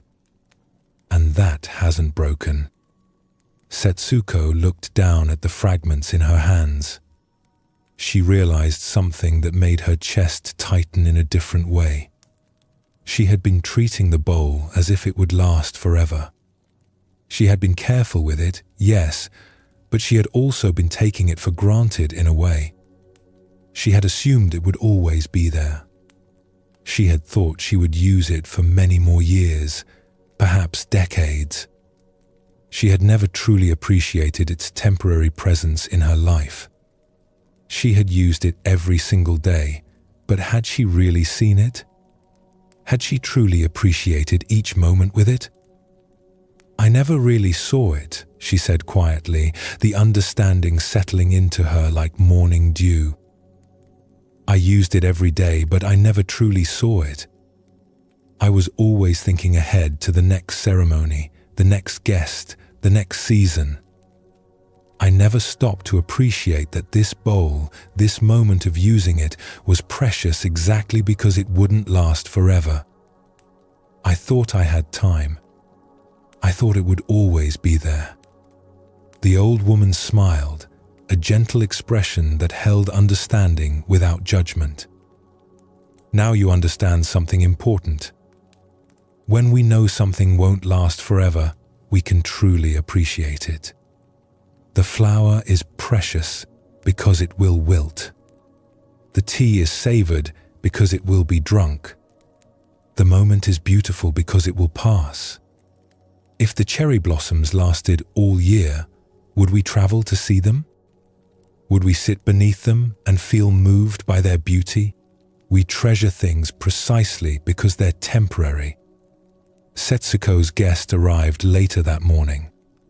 The scholar was an elderly man with kind eyes and a patient manner. She served tea in a simple, newer bowl, one she had made herself during her training. It was plain compared to her grandmother's bowl, without the depth of color or the history. But she was present for the ceremony in a way she had never been before. She felt the warmth of the tea as she prepared it. She noticed the way steam rose from the bowl in delicate wisps. She saw the guest's appreciation, the way his face softened as he received the tea. She was fully there, knowing that this ceremony too would end, this moment too would pass. This guest would leave. This tea would be drunk. This morning would become afternoon, and then evening, and then a memory. Everything was passing, and that made it precious. The ceremony felt different than any she had performed before. Usually, her mind would be partly elsewhere, checking her technique, worrying about mistakes, thinking about past ceremonies or future ones. Now she was just here, just present to this moment, this guest, this tea, this simple bowl that held warmth and care even though it lacked history. After the guest left, thanking her with deep bows for the beautiful ceremony, Setsuko took the broken pieces of her grandmother's bowl and sat with them in the quiet of her tea room. She thought about what Chiyo had said. She thought about impermanence and appreciation and presence. After the guest left, Setsuko took the broken pieces of her grandmother's bowl and, following an old tradition, she carefully repaired it using gold lacquer to join the fragments. This technique, called kintsugi, doesn't try to hide the breaks. Instead, it highlights them, making them part of the bowl's new beauty.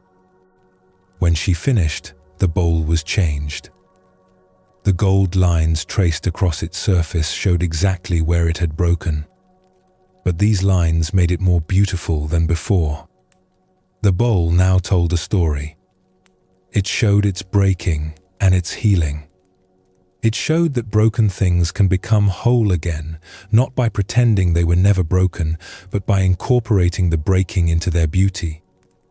Setsuko never used the repaired bowl for ceremonies. Being sad is what makes life precious. Years later, students would ask Setsuko about the bowl with the gold lines. She would tell them the story and then say, "I loved that bowl when it was whole, but I took it for granted. Now I love it more deeply because I understand that nothing lasts forever." This understanding doesn't make me sad. It makes me present. It makes me grateful for each moment, each ceremony, each bowl of tea, knowing that all of it is temporary and therefore precious. This teaching about impermanence is at the heart of Zen Buddhism. The Buddha taught that all compounded things are impermanent. Everything that comes together will eventually come apart. This isn't a flaw in the universe. It's simply how things are. We suffer when we try to make the impermanent permanent. We cling to people, to things, to moments, to states of being, trying to freeze them in time. But life won't be frozen. The river keeps flowing. The seasons bring despair. In fact, when we truly accept impermanence, we discover a deeper way of loving and living. We appreciate things more fully when we know they won't last forever. We're more present when we understand that this moment will never come again. We love more deeply when we know that time with loved ones is limited. Let's look at another story that explores this teaching. There was a gardener named Fumiko who worked at a temple. She had tended the temple garden for 20 years, and in that time, she had created something remarkable. The garden was known throughout the region for its beauty in every season. Spring brought cherry blossoms that drew visitors from far away, people who would travel for days just to sit beneath the flowering trees. Summer offered cool green shade and the sound of water trickling through carefully placed stones, a refuge from the heat. Autumn turned the maple trees brilliant red and gold, creating a display so vivid it seemed almost unreal. Even winter had its beauty, with snow highlighting the shapes of bare branches and evergreen pines standing dark against white. But Fumiko had a favorite season: spring. She loved the cherry blossoms most of all, loved them with an intensity that bordered on pain. For 50 weeks of the year, she would tend the garden, preparing for those 2 weeks when the cherry trees would bloom. She would prune carefully in late winter, making sure each cut was precise, thinking always of the blossoms to come. She would fertilize the soil with exactly the right mixture, testing and adjusting. She would watch the weather, worry about late frosts, protect the buds with coverings if needed. Everything she did was in service of those 2 weeks of blooming. And when the blossoms finally opened, when the trees transformed from bare branches to clouds of pink, she would spend every spare moment in the garden. She would sit beneath the flowering branches for hours, watching the pink petals glow in the sunlight, listening to bees moving from blossom to blossom, breathing in the delicate scent. She felt fully alive during those 2 weeks, as if the rest of the year was just preparation for this moment. But those 2 weeks always passed too quickly. It seemed that just as the blossoms reached their peak beauty, they began to fall. The petals would loosen and drift down, first a few, then many, then a constant shower. And each year, as the petals fell, Fumiko would feel a deep sadness settle over her like a blanket. The beauty was ending. The blossoms were dying. Another year of waiting stretched ahead. She had waited so long, worked so hard, and now it was over. The joy she felt during blooming was matched by the sorrow she felt during falling. One spring, a traveling monk came to stay at the temple. His name was Basho, and he was very old, his face deeply lined, his back bent from many years of walking. He asked permission to sit in the garden, and the temple master agreed. Basho would sit under the cherry trees each day, watching the blossoms. Fumiko noticed that he seemed completely content, whether the trees were in full bloom or whether petals were falling. He didn't seem sad when the blossoms began to drop. He just sat, present to whatever was happening. One afternoon, Fumiko was sweeping fallen petals from the path. She was working quickly, a tightness in her chest, trying to clear away the evidence of fading beauty. Basho was sitting nearby, watching petals drift down around him. "You seem troubled," Basho said gently. Fumiko stopped sweeping. "The blossoms are falling. Soon they'll all be gone. I wait all year for this beauty, and it lasts such a short time. It seems cruel." Basho smiled. "Come, sit with me for a moment." Fumiko set aside her broom and sat on the bench beside him. They watched in silence as petals fell around them.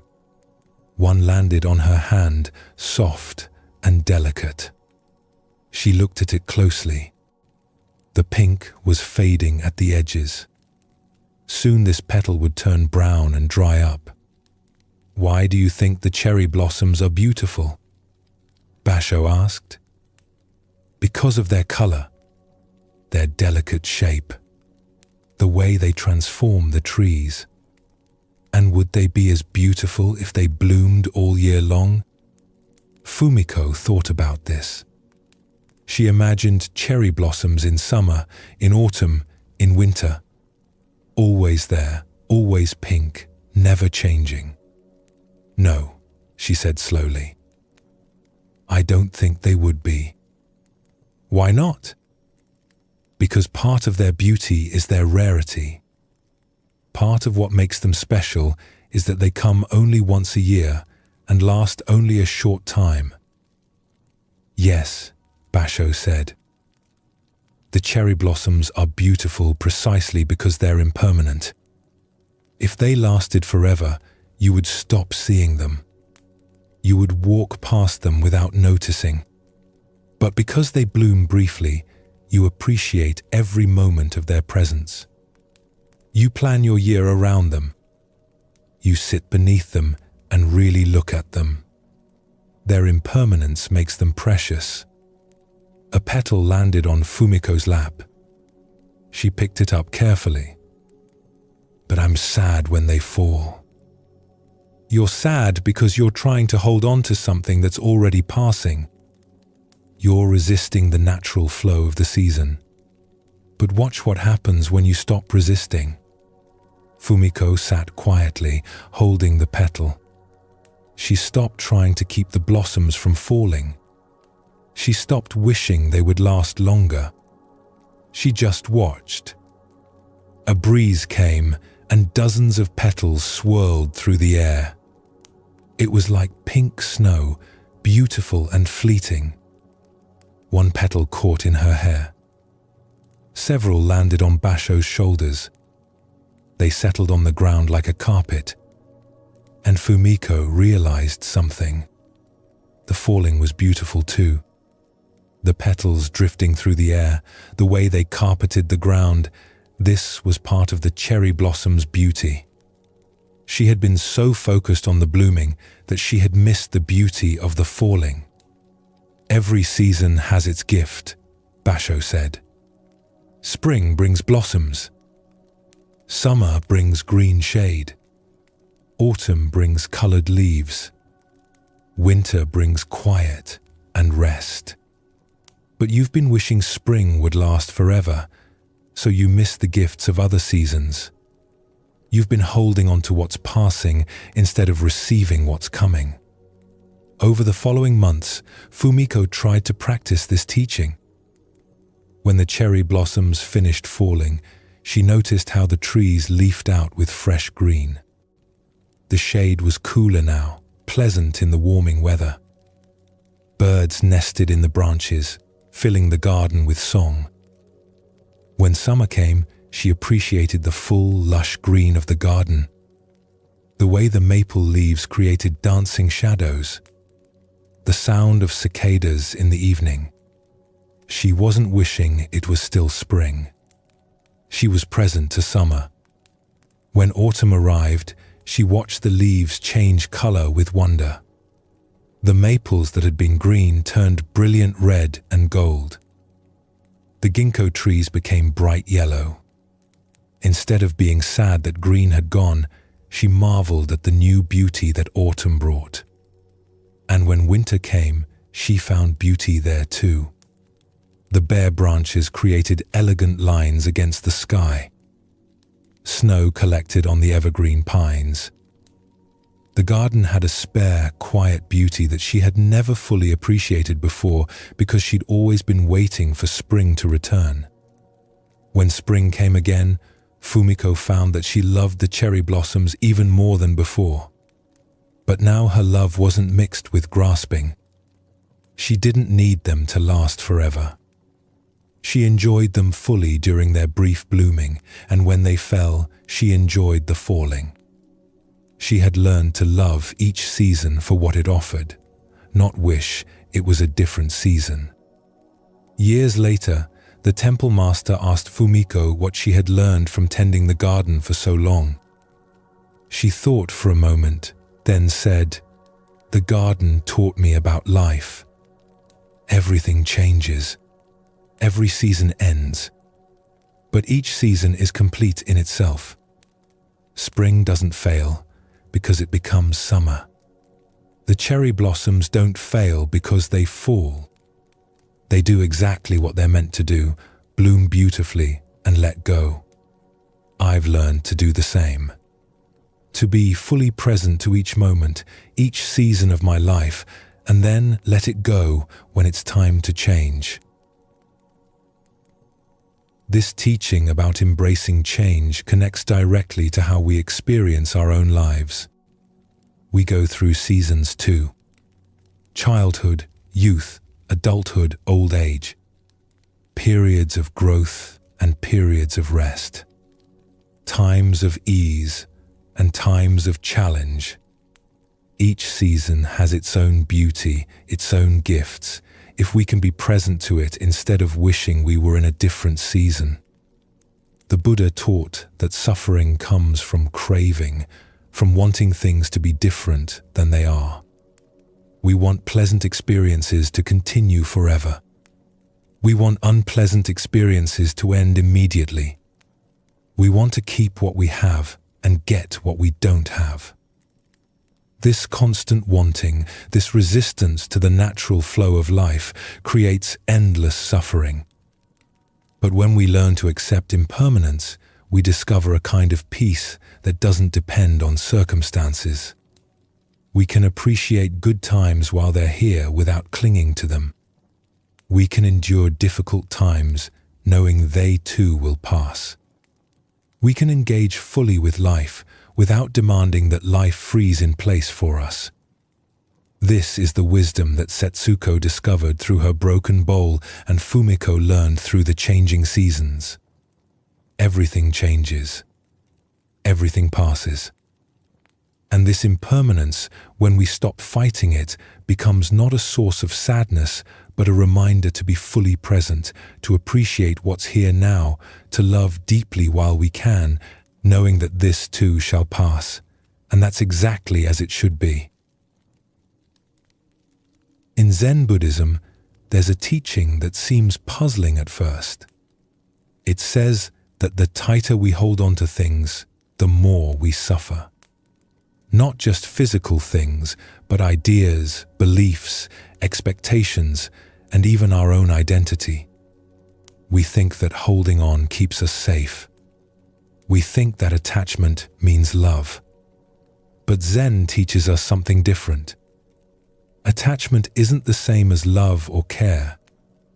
You can care deeply about something without grasping it. You can love fully without needing to possess or control. In fact, when we hold things lightly, we often enjoy them more. When we release our grip, we discover a freedom we never knew was possible. Think about holding sand in your hand.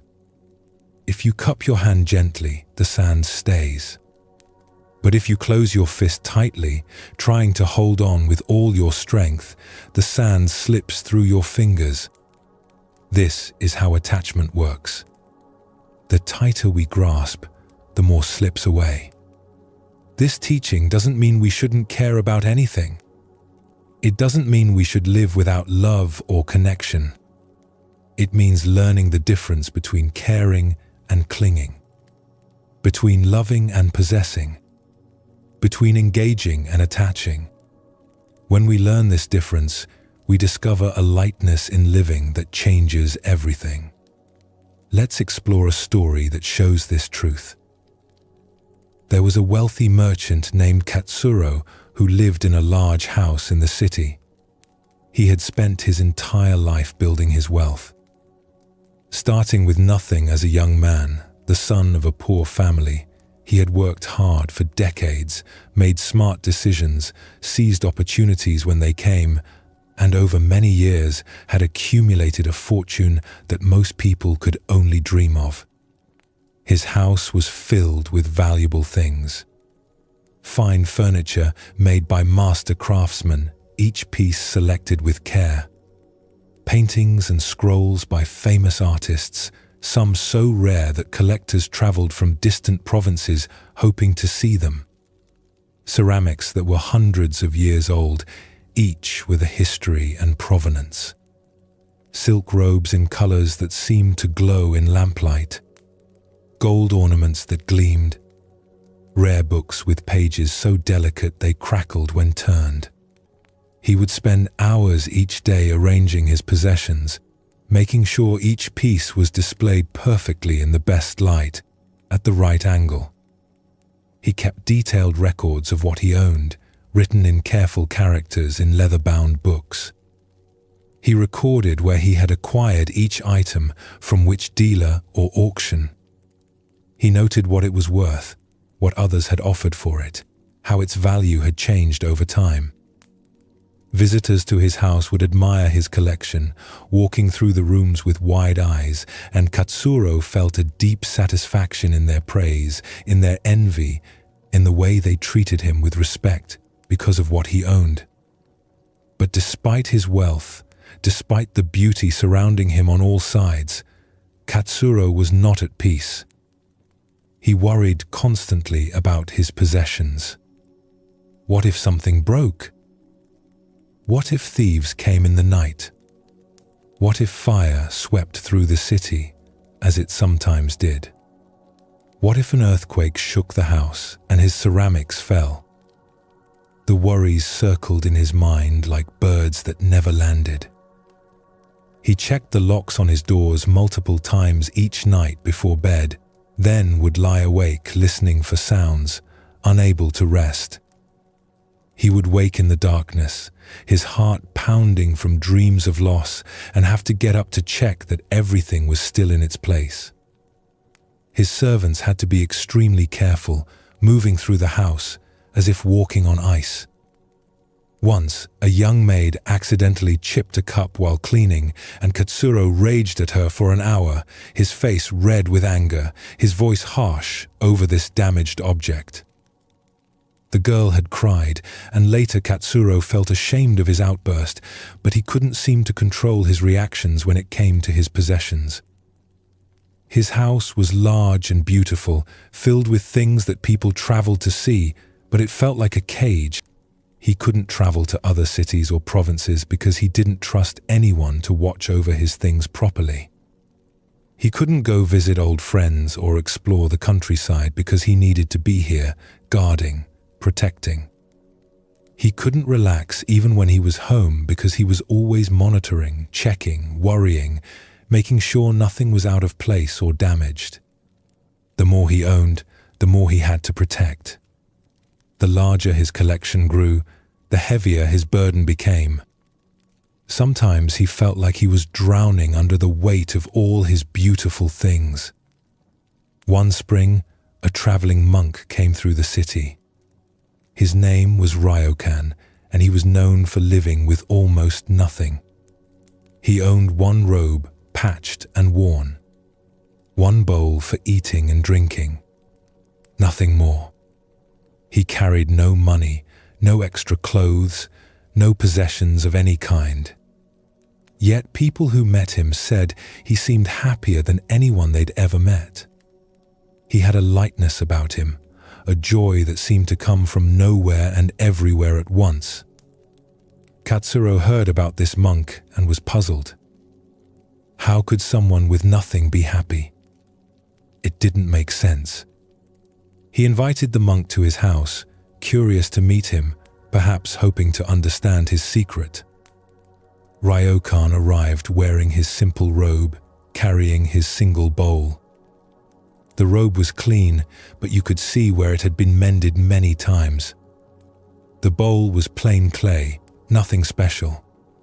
Katsuro led him through the house, showing him the collection room by room. The paintings that collectors coveted. The ceramics that were worth more than most people earned in a lifetime. The fine furniture, the silk robes, the gold ornaments, the rare books. He explained the history of each piece, how hard he had worked to acquire it, what it was worth. He expected the monk to be impressed, perhaps even envious. After all, wasn't this what everyone wanted? Wealth? Beautiful things? Security?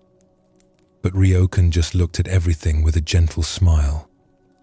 His eyes passed over the valuable objects without lingering, without the hunger or desire that Katsuro was used to seeing in visitors' faces. He didn't seem particularly interested or impressed. He nodded politely but didn't ask questions about provenance or value or rarity. When they sat down to drink tea in Katsuro's finest tea room, surrounded by his best pieces, Katsuro felt oddly unsettled by the monk's calm indifference. "What do you think of my collection?" he asked, needing some reaction, some acknowledgement of what he had achieved. "Very beautiful," Ryokan said simply, sipping his tea with the same appreciation he might have for ordinary tea in an ordinary cup. "I've spent my whole life gathering these things," Katsuro said, a slight edge in his voice. "Each piece is valuable, rare. Some are unique in the world. Don't you wish you had beautiful things like these?"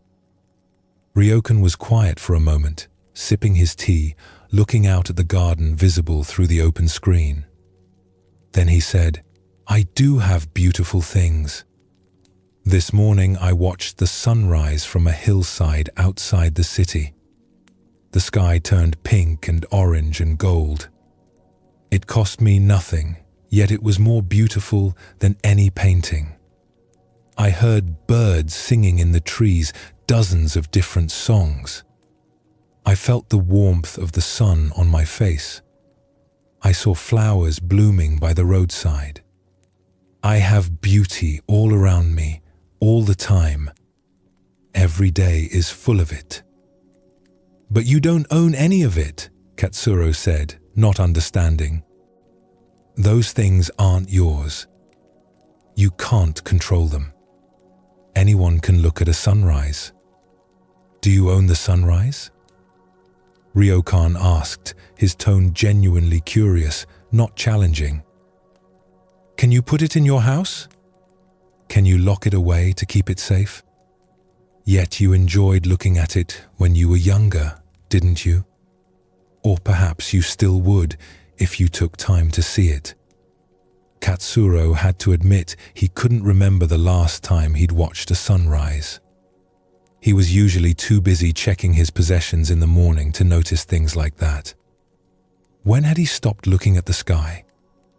"I noticed you checking the locks on your doors several times while we talked," Ryokan continued. "I noticed you glancing at your things, making sure they're still in place. You have all these beautiful objects, but do you enjoy them? Or do you spend all your time worrying about protecting them?" This observation struck Katsuro deeply. It was true. He rarely simply enjoyed his collection anymore. He was too busy worrying about it. Each beautiful object had become a source of stress rather than pleasure. "But what about security?" Katsuro asked. "Don't you worry about having nothing? What if you get sick? What if you need help? What if winter comes and you have no shelter?" "I worry much less than you do," Ryokan said with a smile. "What can thieves steal from me? I have nothing worth stealing. What can fire destroy? I have nothing that can burn. I am free in a way you are not, despite all your wealth." "Free?" The word felt strange to Katsuro. "They own you more than you own them. Every object you acquire is another chain. Another thing to protect, to worry about, to maintain. I have one bowl. If it breaks, I get another. I have one robe. If it wears out, I get another. Nothing I have is so precious that I can't let it go. This is freedom. That night, after Ryokan left, Katsuro walked through his house, looking at his collection with new eyes. Each beautiful object suddenly looked different. He saw them not as treasures, but as burdens. Each one required his attention, his worry, his protection. He felt their weight on his shoulders, in his chest. He thought about how he lived, trapped in his house, imprisoned by his possessions, unable to travel, unable to relax, unable to enjoy anything because he was always on guard. Was this success? Was this the life he had worked so hard to build? Over the following months, Katsuro began to change. He didn't give away everything immediately, but he started to hold his possessions differently. He stopped checking the locks so obsessively. He stopped worrying so much about every small thing. When a servant accidentally broke a plate, he surprised himself by not getting angry. It was just a plate. It could be replaced. It wasn't worth his peace of mind. He began to notice that the less tightly he held his things, the more he actually enjoyed them. When he stopped worrying so much about protecting a painting, he could actually look at it and appreciate its beauty. When he stopped treating his ceramics as if they were more important than people, he could invite friends over without anxiety. One evening, he was sitting in his garden watching the sunset. The sky was brilliant with color, orange and pink and purple. It was beautiful, and it cost him nothing. He didn't own it. He couldn't protect it or control it. In a few minutes, it would be gone. But right now, it was here, and he was seeing it, enjoying it, feeling moved by it. He thought about Ryokan with his single bowl, his one robe, his complete freedom. Katsuro still had his house, his possessions, his wealth. But now he held them lightly. He enjoyed them without grasping them. He cared for them without being enslaved by them. Years later, when fire did sweep through part of the city, Katsuro's house was damaged. Some of his collection was lost. His friends expected him to be devastated. But Katsuro surprised them by remaining calm. "Things come and things go," he said. "I enjoyed them while they were here. Now they're gone. I still have my life, my health, my freedom." The fire took possessions, but it couldn't touch what really matters. People noticed that Katsuro seemed lighter after the fire, happier than he had been when his collection was intact. When they asked him about this, he would say, "I learned from a monk with one bowl that true wealth isn't what you own.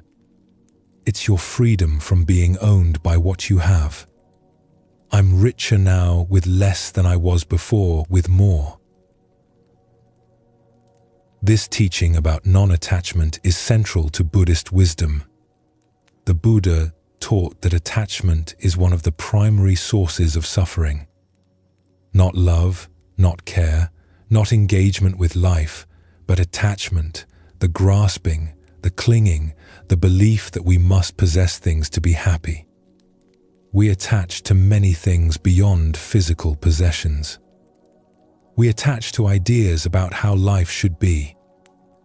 We attach to our plans and expectations. We attach to our own image of who we are. And each attachment becomes a source of potential suffering because nothing stays the same. Life doesn't follow our plans. People don't behave as we expect. Even our own identity changes over time. When we learn to hold things lightly, we don't love them less. We actually experience them more fully. We're present to them without the overlay of fear about losing them. We enjoy them without the burden of grasping. This is the freedom that Ryokan showed Katsuro, the freedom that comes not from having nothing, but from holding everything lightly. Let's look at another story that explores this teaching from a different angle. There was a calligrapher named Hannah who lived in a small town. She was skilled at her art, trained from childhood, and people would come to her when they needed beautiful writing for important documents, for poems they wanted to display, for gifts they wanted to give to honored teachers or officials. Hannah's calligraphy was known throughout the region for its grace and precision. Each character she created was studied, planned, executed with care. Each stroke followed the classical forms exactly right, or at least, that's what she aimed for. But Hannah had a problem. She was so attached to perfection, so convinced that anything less than absolute mastery was failure, that she could barely work.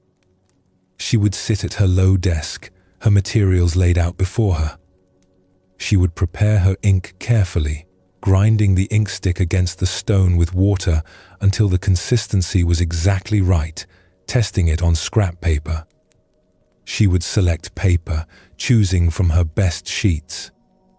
She would ready her brush, forming the tip into a perfect point. And then she would freeze. What if she made a mistake? What if the character wasn't perfect?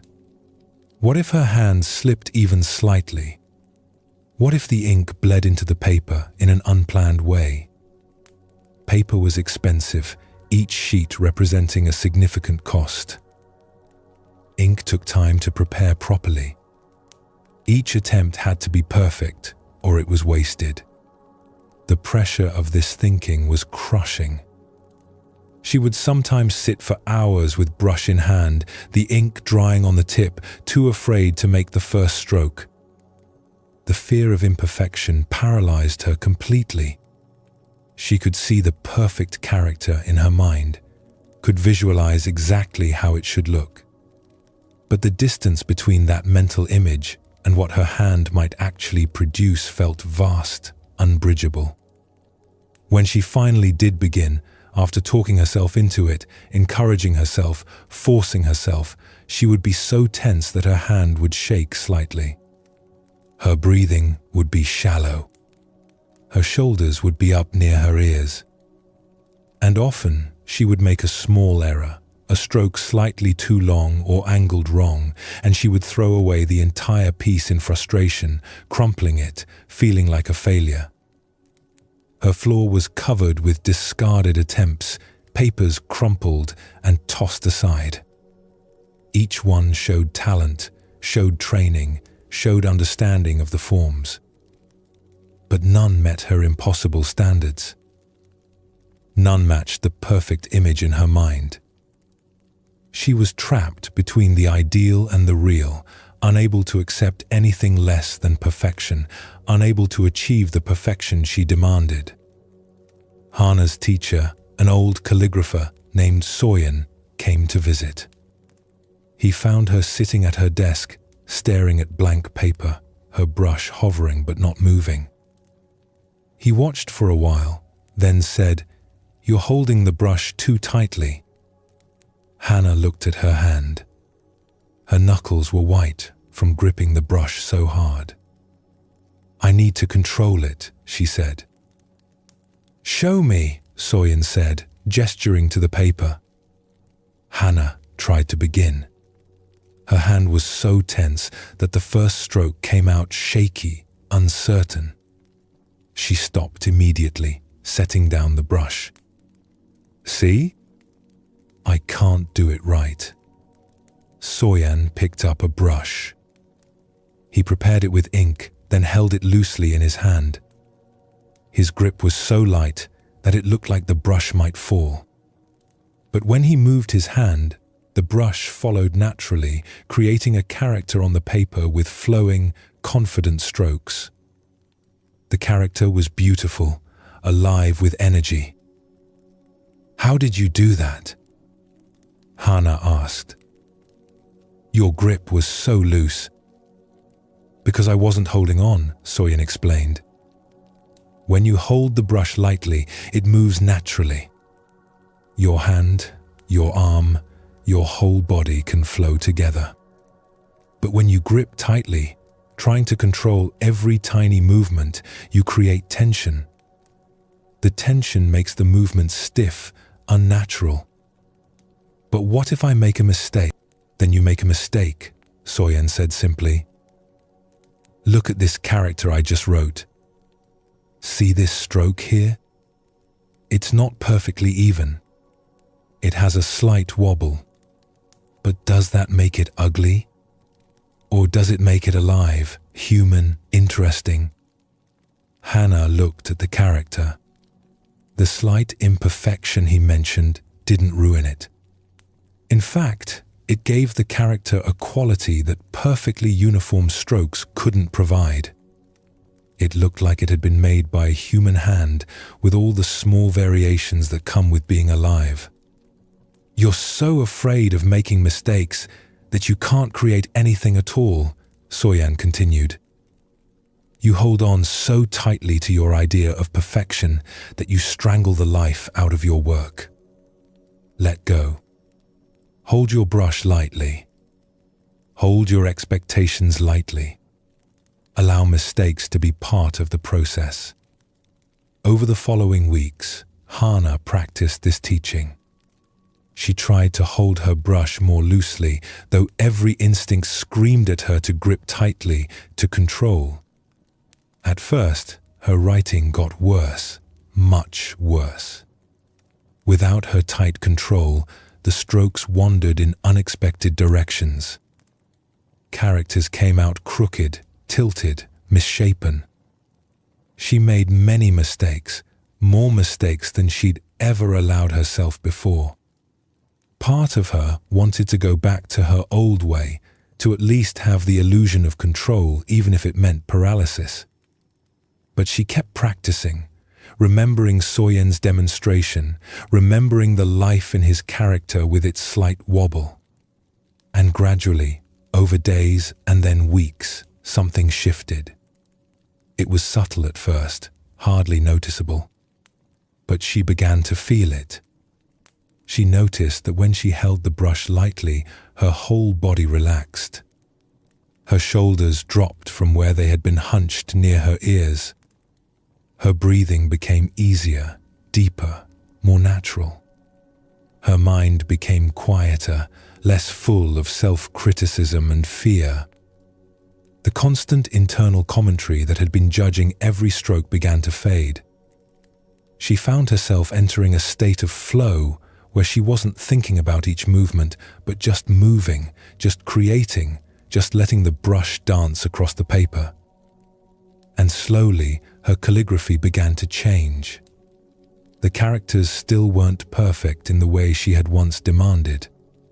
You could see the human hand in them, the small variations that showed they were made by a living person and not a machine. But they had something her over-controlled work had lacked. They had life. They had flow. They had energy that seemed to move through the strokes. They felt spontaneous, fresh, present. One day, a wealthy patron came to her door, asking for a poem to be written out for a special gift. It was for his aged father's birthday, a poem about long life and happiness. In the past, Hannah would have been paralyzed by the importance of the commission.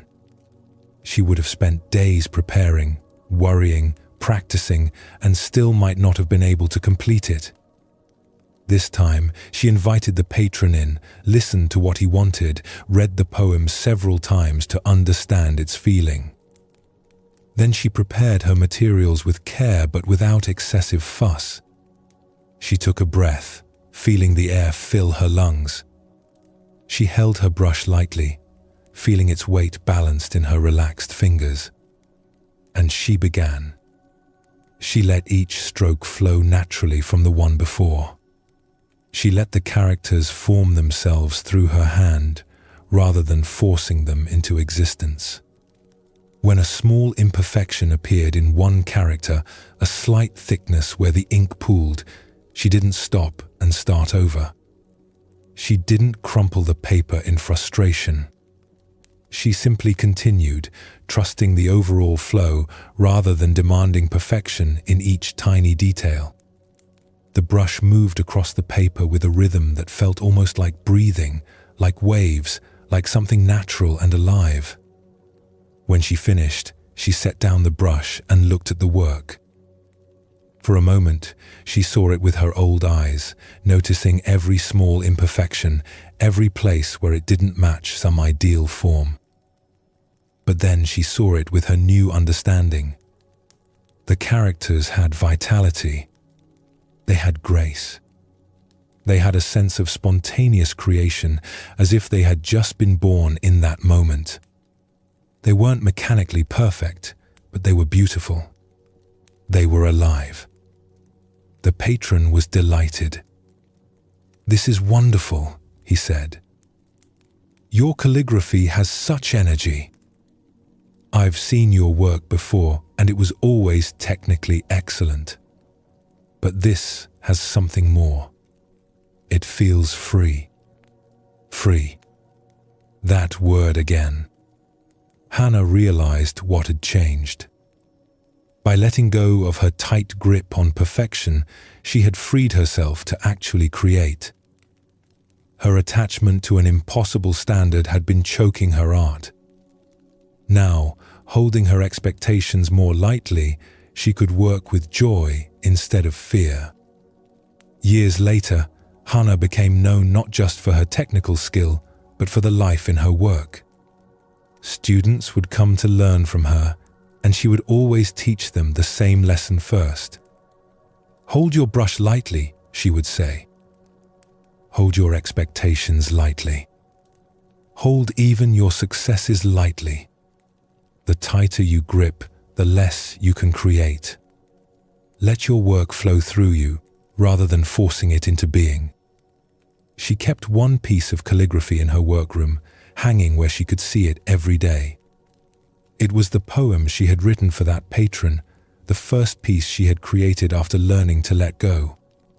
It wasn't perfect. She could see the imperfections clearly. But those imperfections were part of its beauty. They showed that it had been made by human hands, with all the wonderful uncertainty that comes with being alive and present and willing to make mistakes. This teaching about holding things lightly extends to every part of life. We hold our plans too tightly and become rigid when circumstances change. We hold our beliefs too tightly and can't see new truths. We hold our successes too tightly and fear their loss. We hold our failures too tightly and can't move beyond them.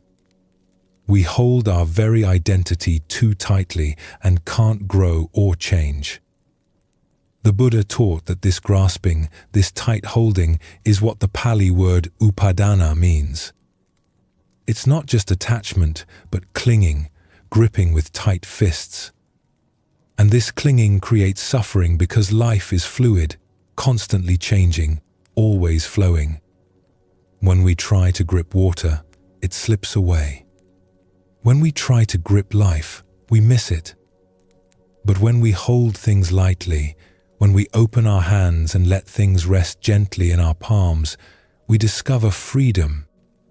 We can enjoy things without needing to possess them. We can love without needing to control. We can create without demanding perfection. We can live fully without the constant fear of loss.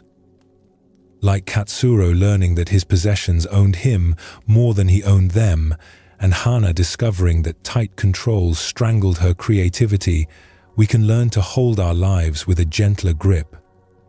This doesn't mean we care less.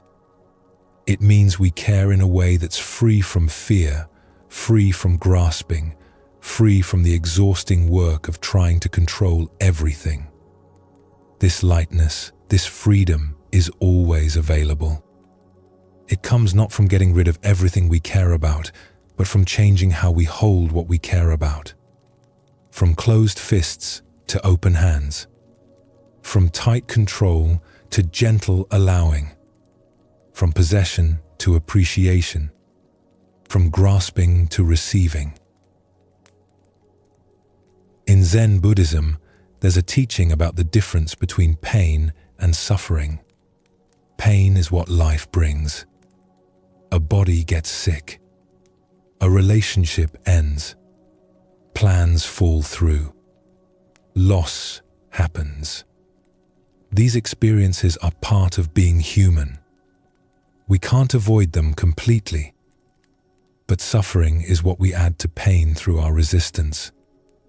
When we fight against what's already happening, when we argue with reality, when we tell ourselves this shouldn't be, we create a second layer of difficulty. We take the pain that's already present and multiply it with our struggle against it. Think of it this way.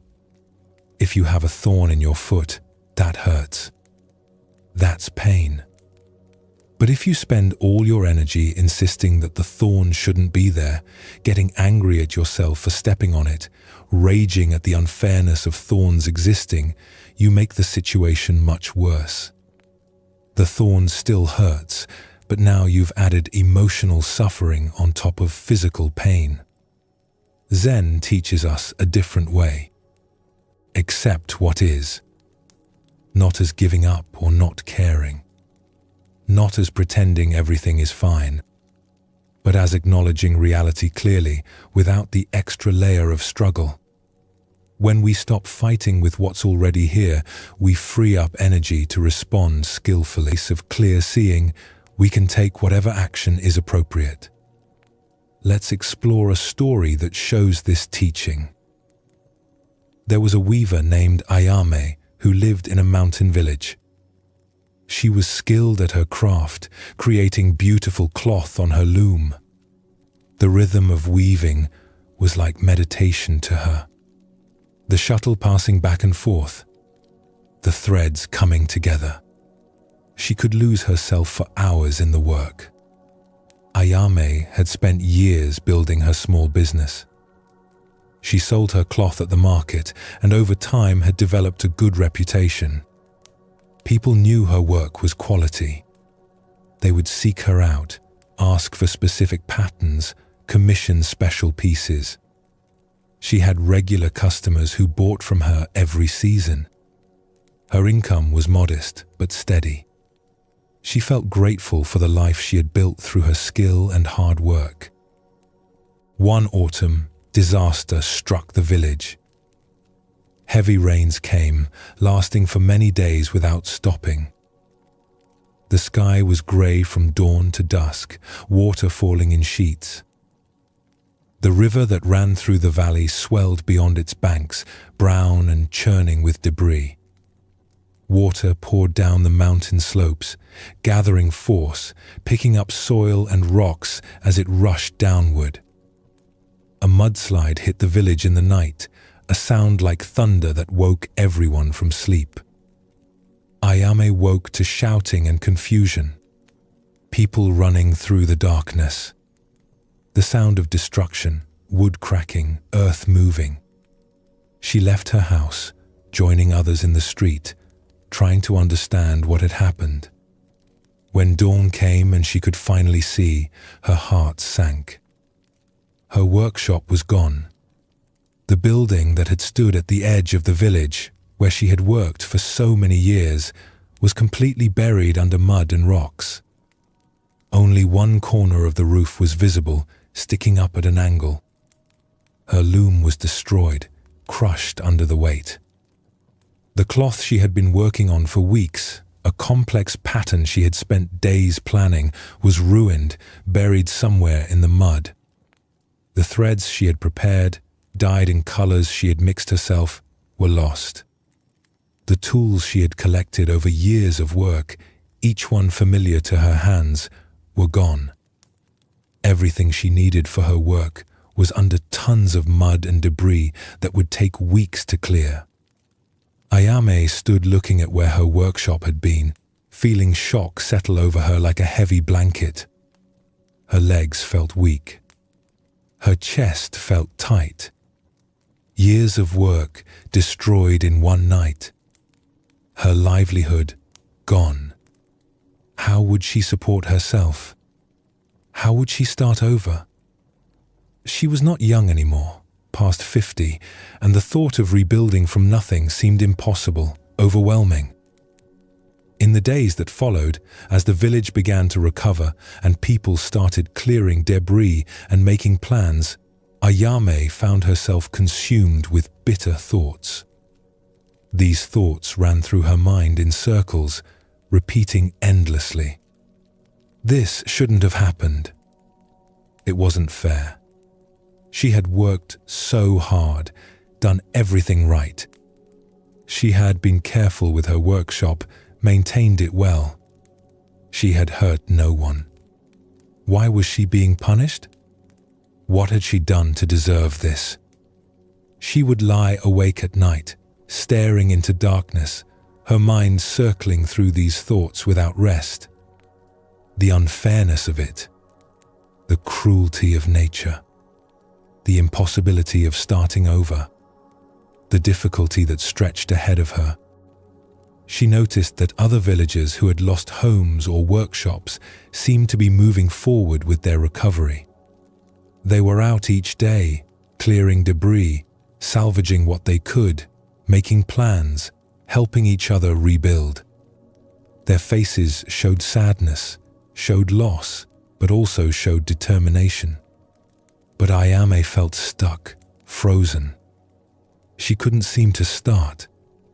She would wake each morning intending to begin clearing the site, but then the weight of "this shouldn't have happened" would settle on her and she couldn't move. She would just sit, staring at the ruins, trapped in her resistance. One morning, an old woman came to see her. Her name was Tomo, and she was known in the village for her wisdom.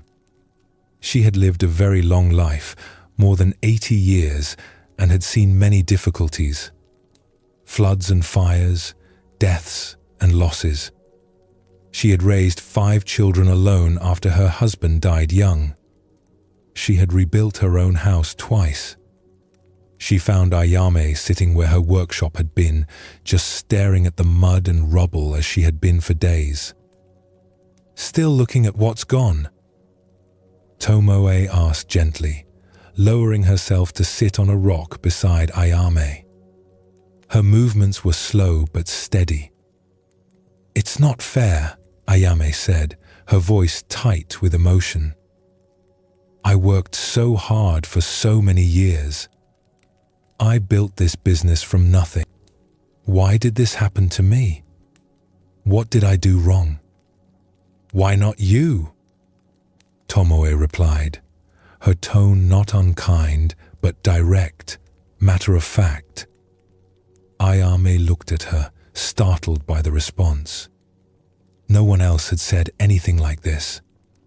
Everyone else had offered sympathy, had said how terrible it was. "What do you mean? Why not me? You think you should be special? That hardship should visit everyone else but pass you by? That you deserve protection that others don't? Rain falls on everyone. Rivers flood without checking who lives nearby. Mountains slide. Nature doesn't stop to see who has worked hard or who deserves to suffer. It just moves as it moves. The mudslide didn't choose you.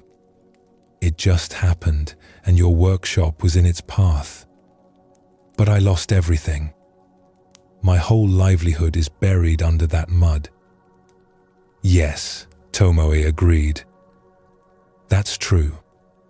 That's what happened. But notice what you're doing. You're spending all your energy arguing with what already happened. You're fighting with the past. Can you change it? Can you make the mudslide not have happened?" "No," Ayame admitted. "But I can't just accept it. It's too much." "Acceptance doesn't mean you like it," Tomoe said. "It means you stop adding suffering to pain. The mudslide already happened. That's painful. You lost your workshop. That's a real loss. But then you add all this extra suffering with your resistance. This shouldn't have happened. It's not fair. Why me? All of that is you fighting with reality. And reality always wins that fight. Ayame sat with this. She could feel the difference Tomoe was pointing to. There was the actual loss, the grief of losing her workshop and her work. That felt heavy, but somehow clean. And then there was all the mental noise around it, the complaints, the sense of injustice, the endless why questions. That felt sticky, exhausting, like quicksand. "So what should I do?" she asked.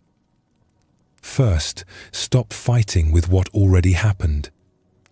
The workshop is gone. The loom is destroyed. That's simply true. Can you acknowledge that clearly without all the story about fairness and shouldn't?" Ayame tried.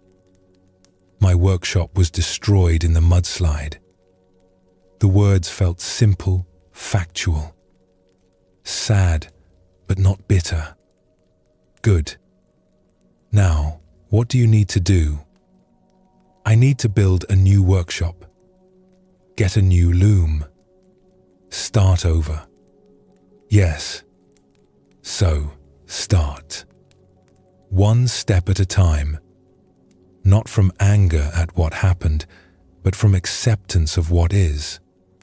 From here, now, what's the first step?" Over the following weeks, Ayame practiced this teaching. When her mind would start the old spiral of complaint and resistance, she would notice it. She would gently bring herself back to what was true. The workshop was gone. That was painful. She grieved for what she'd lost. But she stopped arguing with the reality of it. And something remarkable happened. When she stopped wasting energy fighting with the past, she had energy for the present. She started clearing the debris from where her workshop had been.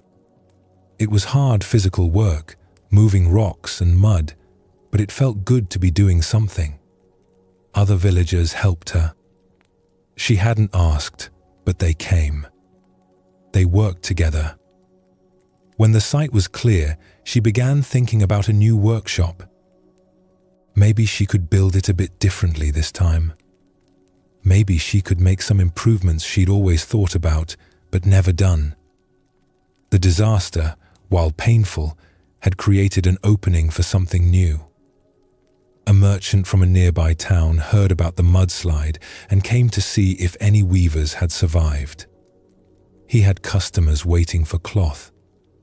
When he found Ayame and heard her story, he offered to lend her a loom until she could get her own. He gave her thread to work with. She could pay him back gradually from her sales. Within a few months, Ayame had a new workshop, simple but functional. She had a borrowed loom and was weaving again. The cloth she created had a quality it hadn't had before. People who bought from her noticed something different, though they couldn't quite name it. There was a depth to her work now, a presence. When they asked her about it, Ayame would think for a moment before answering. "I lost everything in the mudslide," she would say. "And for a while, I spent all my energy being angry about it, insisting it shouldn't have happened. But then I learned something. Fighting with reality is the most exhausting thing you can do. When I stopped fighting and just accepted what was true, I found I had energy to rebuild. I found that loss and creation can live side by side. The mudslide still happened. I still lost my original workshop. But that loss doesn't define everything. Life continues. Cloth needs to be woven, and I can weave it." This teaching about acceptance at how things turned out. We insist that reality should be other than it is. But the Buddha taught that this resistance is what creates suffering. The Pali word dukkha means suffering, but it also means struggle, resistance, friction. It's the feeling of something being wrong, not fitting, rubbing the wrong way. This friction comes not from circumstances themselves, but from our relationship with circumstances. When we accept what is, we don't necessarily like it. We don't say everything is fine when it isn't. We don't pretend pain doesn't hurt. We simply stop arguing with reality. We see clearly what's true, feel what we feel, and respond from there. Let's look at another story that shows this teaching from a different angle. There was a scholar named Tomo who had dedicated his life to learning. He lived in a small room attached to a temple, spending his days reading ancient texts, copying important passages, pursuing wisdom through study. He had a brilliant mind and a deep love of knowledge. Books were his passion, his comfort, his life's work. Tomo had a particular weakness: his eyes. Since childhood, his vision had been poor. He had to hold books very close to read them. He had to squint and strain. But he managed. He worked with what he had. His desire to learn was strong enough that he pushed through the difficulty. As he aged, his eyes grew worse. The characters on the page became harder and harder to see. He had to strain more. The work became exhausting. But he kept pushing, refusing to acknowledge the limitation. He would read until his head ached, until his eyes burned with fatigue. He insisted to himself that if he just tried harder, focused more, he could overcome this obstacle. One afternoon, after hours of straining to read a difficult text, Tomo's vision suddenly blurred. Everything became indistinct, fuzzy. He blinked, rubbed his eyes, but the blur remained. Panic rose in his chest. He tried to read the text again, bringing it so close his nose almost touched the page, but he couldn't make out the characters anymore. He went to a physician, a woman known for her knowledge of such ailments. She examined his eyes carefully, asked questions, shook her head. "Your eyes have been damaged by years of strain. They need rest. You must stop reading for a long time. Maybe months, maybe longer." "I can't stop reading," Tomo said immediately. "That's my life. That's my work.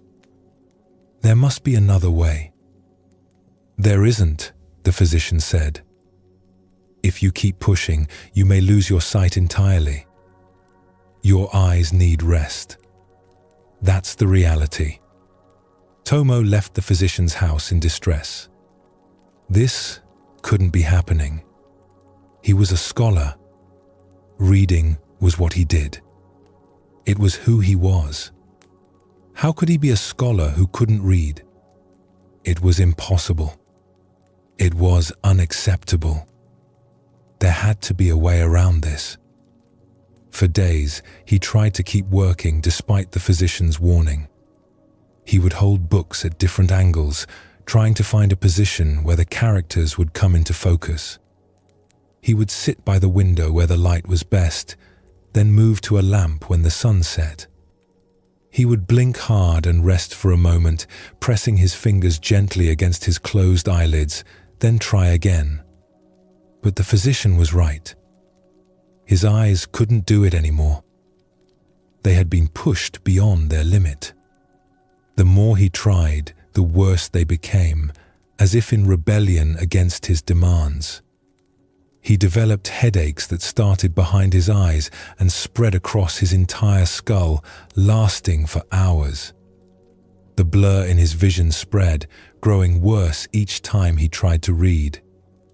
Sometimes he would see flashes of light at the edges of his vision. The pain became constant. Finally, exhausted and in pain that made him feel sick, Tomo gave up. He carefully put away his books, stacking them on the shelves, running his hands over their covers one last time. Each one represented hours of reading, knowledge gained, passages copied. He closed the shutters over his shelves, unable to bear looking at what he couldn't access. He sat in his small room with nothing to do, feeling utterly lost. Who was he without his books? His entire identity had been built around study and learning. What was the point of his life if he couldn't read? What did he have to offer? He felt like he had lost himself along with his ability to see clearly. The temple's abbot, an old monk named Egen, came to visit a few days later. He found Tomo sitting in darkness, curtains drawn over the window, shutters closed, doing nothing. Just sitting on his mat, staring at nothing, lost in his thoughts. "Your eyes trouble you," Egen observed, settling himself on the floor across from Tomo. His voice was gentle, without pity. "I can't read," Tomo said, the words bitter in his mouth, like ash. "My life's work is over. Everything I've built, everything I am, depends on reading. I might as well be dead. What use is a scholar who can't see?" "Your eyes need rest, I hear." The physician said months, perhaps longer. "Yes, but I can't accept that. I won't accept that. I'm a scholar. I need my eyes. This shouldn't be happening. There must be some other treatment, some other physician who knows more. This can't be the answer." Egen was quiet for a moment, just sitting in the dimness. Then he asked, "Are your ears damaged?" The question surprised Tomo, pulling him out of his circular thoughts. "No. My hearing is fine. Better than fine, actually." "Your mind? Can you still think? Can you still understand complex ideas? Can you still remember what you've learned over all these years?" "Yes, of course. My mind works perfectly well. It's just my eyes that are failing me." "Then you can still learn," Egen said simply. "Just not through your eyes for a while. Just not in the way you're accustomed to. But all wisdom is in books. How can I learn without reading?" "Is it?" Egen asked. "All wisdom is in books?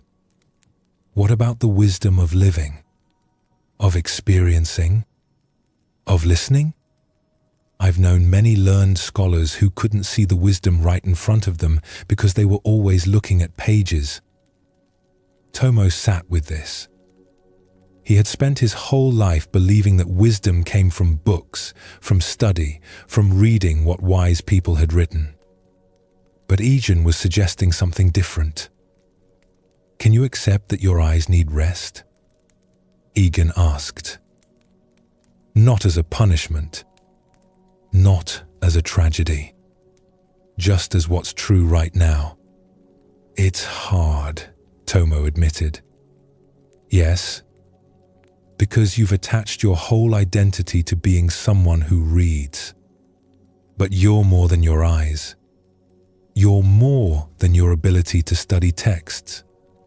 Can you be curious about who you are when you can't read? What else might be there?" Over the following weeks, Tomo tried to practice acceptance. It was difficult, perhaps the hardest thing he'd ever done. When his mind would start insisting that this shouldn't be happening, that he needed to find a way to keep reading, that there must be some solution he hadn't tried yet, he would notice the resistance. He would feel it in his body as tension, as a clenching in his chest. He would try to come back to what was simply true without the overlay of argument. His eyes needed rest. That was the reality. Fighting it wouldn't change it. Denying it wouldn't make it less true. And slowly, gradually, a strange thing happened. When he stopped fighting, when he accepted his limitation without the constant mental struggle against it, he began to notice other things.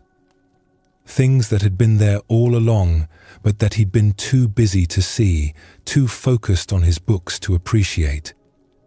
He started really listening to people when they spoke. Before, when someone would talk to him, part of his mind was always elsewhere, thinking about the text he'd just read or the next one he wanted to study.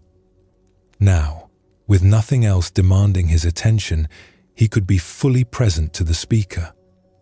He heard nuances in their voices he'd missed before. He noticed pauses and hesitations that revealed uncertainty. He caught warmth and humor that had passed him by. He discovered that listening deeply was its own kind of study, its own source of wisdom. He started paying attention to the sounds around him. The birds that sang in the temple garden. He began to recognize individual songs, to notice patterns. The wind moving through bamboo had a particular sound, different from wind through pine. The rain on the roof created rhythms that changed with the intensity of the downpour. The temple bells rang at different times of day, and each ringing had a slightly different quality depending on temperature and humidity. He found that he could learn from these sounds, from what they taught about change and pattern and rhythm, about the constant movement of life. He began asking people to read to him. At first, this felt humiliating, having to depend on others for access to the texts that had once been his alone. But he swallowed his pride and asked. Young students would come and read texts aloud while he listened, sitting with his eyes closed to rest them. He discovered that hearing wisdom spoken was profoundly different from reading it silently. It entered him differently, moved through him in a new way. The rhythm and emphasis of the reader's voice brought out meanings he would have missed on the page. He understood ideas in new ways, more felt than intellectual. The students enjoyed these sessions too, he found. They would read a passage, and then they would discuss it together. Tomo found himself learning from the students' questions and insights, from their fresh perspectives, things he would have missed if he'd been reading alone in his usual isolation. He started spending more time in the temple garden. Without books to occupy him, he had time to simply sit and observe. He watched how plants grew, how light changed through the day, how the garden existed in constant subtle motion. He found teachings in all of this that were as valuable as anything in texts. Months passed. Eventually, very gradually, his eyes began to heal. The physician said he could start reading again, but only in small amounts, with regular rest. Tomo discovered that he no longer wanted to spend all day with books. He had learned other ways to engage with wisdom. He read now with more care, more presence, savoring each text rather than rushing through volume after volume. He realized something profound. His damaged eyes, which he had seen as a catastrophe, had been a teacher. By forcing him to stop doing the one thing he'd always done, they had opened him to other ways of learning, other sources of wisdom. If he had been able to keep reading, he would have missed all of this. When students would come to him frustrated by their own limitations, Tomo would share what he'd learned. "I spent years fighting against my poor vision," he would tell them. "I insisted it shouldn't be that way. All that resistance just made me suffer more and damaged my eyes further. When I finally accepted the reality, accepted the limitation, I discovered it wasn't a limitation at all. It was an opening." Sometimes what we think is blocking us is actually redirecting us towards something we need to learn. These stories point to a central truth in Zen practice. Life includes difficulty. Bodies have limitations. Circumstances change in ways we don't choose. Loss happens. We can fight against these realities, insisting they shouldn't be true. Or we can accept them and discover what becomes possible from that acceptance. The Buddha taught that the second arrow is optional. When life shoots us with an arrow of pain or difficulty, that's the first arrow. We can't always avoid it. But when we shoot ourselves with a second arrow of resistance and complaint and refusal to accept what's true, that suffering is optional. That second arrow is one we pick up and use on ourselves. Acceptance is the practice of not shooting the second arrow.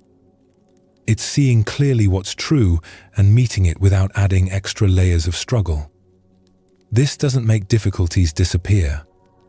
Ayame still lost her workshop. Tomo still damaged his eyes.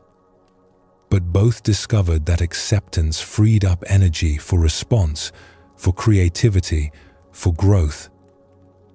When we stop fighting with reality, we can actually engage with it. When we accept limitations, we often discover they're not as limiting as we thought. When we allow difficulty to be difficult without insisting it shouldn't be, we find we can bear it more easily than when we're fighting it every step of the way. This is the wisdom of acceptance. Not passive resignation. Not giving up. But clear seeing. Meeting what is with open eyes and an open heart. And from that place of acceptance, responding with whatever wisdom and skill we have. In Zen Buddhism, there's a teaching that might surprise you. Truth is simple. Not easy, but simple. We often think that wisdom must be complicated, that enlightenment requires understanding complex philosophy or mastering difficult techniques. We search for the answer in distant places, in ancient texts, in elaborate practices. But Zen points to something much more direct. Truth is right here, right now, in ordinary life. It's not hidden behind layers of complexity. It's not reserved for those who have studied for years or achieved special states. It's as close as your next breath, as immediate as the sensation of sitting or lying down, as available as this moment. The problem isn't that truth is hard to find. The problem is that we keep looking past it, thinking it must be somewhere else, something more impressive or complicated. We add layers of thought and interpretation to simple experience, then wonder why we can't find peace. Zen practice is about removing these layers, coming back to what's simple and direct. Not adding more knowing, but discovering what's here before we add all our ideas about it. This is why Zen stories often seem puzzling. They're not trying to give you complex answers. They're trying to point you back to simple, direct experience. Let's explore a story that shows this teaching. There was a young monk named Ren who had been studying at a monastery for 3 years. He was earnest and dedicated, spending long hours in meditation, studying texts, learning forms and rituals. He wanted to understand Zen deeply. He wanted to achieve enlightenment. He would ask his teacher, Master Sato, question after question about the nature of mind, the meaning of emptiness, the path to awakening. Master Sato would answer briefly, often with words Ren didn't fully understand. This frustrated Ren. He felt like the master was holding back, not giving him the real teaching. There must be some secret knowledge, some special technique that the master wasn't sharing yet. One day, Ren was working in the monastery garden, pulling weeds. It was hot. Sweat ran down his back. His knees hurt from kneeling. His mind was full of questions about a text he'd been studying, complex ideas about consciousness and reality. He barely noticed what he was doing, his hands pulling weeds automatically while his mind churned through philosophical puzzles. Master Sato came and knelt beside him, picking up a weed and examining it. "What are you doing?" the master asked. "Pulling weeds," Ren replied, not really paying attention. "Are you?" Ren looked at the master, confused. "Yes, I'm pulling weeds." "That's what you asked me to do." "Your hands are pulling weeds," Sato said. "But where are you?" "You're somewhere in your head, thinking about ideas. You're not here at all." Ren realized this was true. He had been so lost in thought that he hadn't really been present to the actual experience of gardening. "I was thinking about the text we studied yesterday, about emptiness and form. I don't understand it yet." "Pull this weed," Sato said, pointing to a particularly stubborn plant. Ren pulled. The weed came out with effort, roots bringing up clumps of soil. "What did you just experience?" Sato asked. "I pulled a weed. The roots were deep. It took effort." "Did you need to understand a text to do that? Did you need to know about emptiness and form?" "No, I just pulled." "And when you were fully engaged in pulling, thinking about nothing else, where was the problem of understanding complex ideas?" Ren paused. In that moment of simply pulling the weed, giving his full attention to that action, his mind had been quiet. There had been no confusion, because there had been no thinking. Just the direct experience of pulling. "You're making everything complicated," Sato continued. "You think wisdom is somewhere else, in texts and ideas. But it's right here in pulling weeds, in feeling hot, in your knees hurting, in the soil under your fingernails. This is your life, happening right now. But you keep missing it because you're looking for something more impressive." "But surely enlightenment is more than just pulling weeds," Ren protested. "Is it? What is enlightenment if not being fully present to pulling weeds when you're pulling weeds? Fully present to eating when you're eating? Fully present to sitting when you're sitting? You're looking for something grand and special, but you're missing what's ordinary and real." This conversation troubled Ren. It seemed too simple. Surely there was more to Zen practice than just being present to ordinary activities. He continued his studies, his meditation, his questions.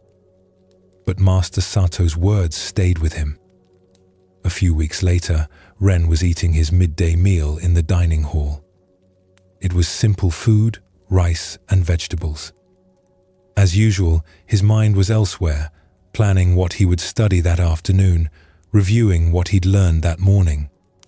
He barely tasted the food, eating mechanically while his thoughts raced. Master Sato sat down across from him.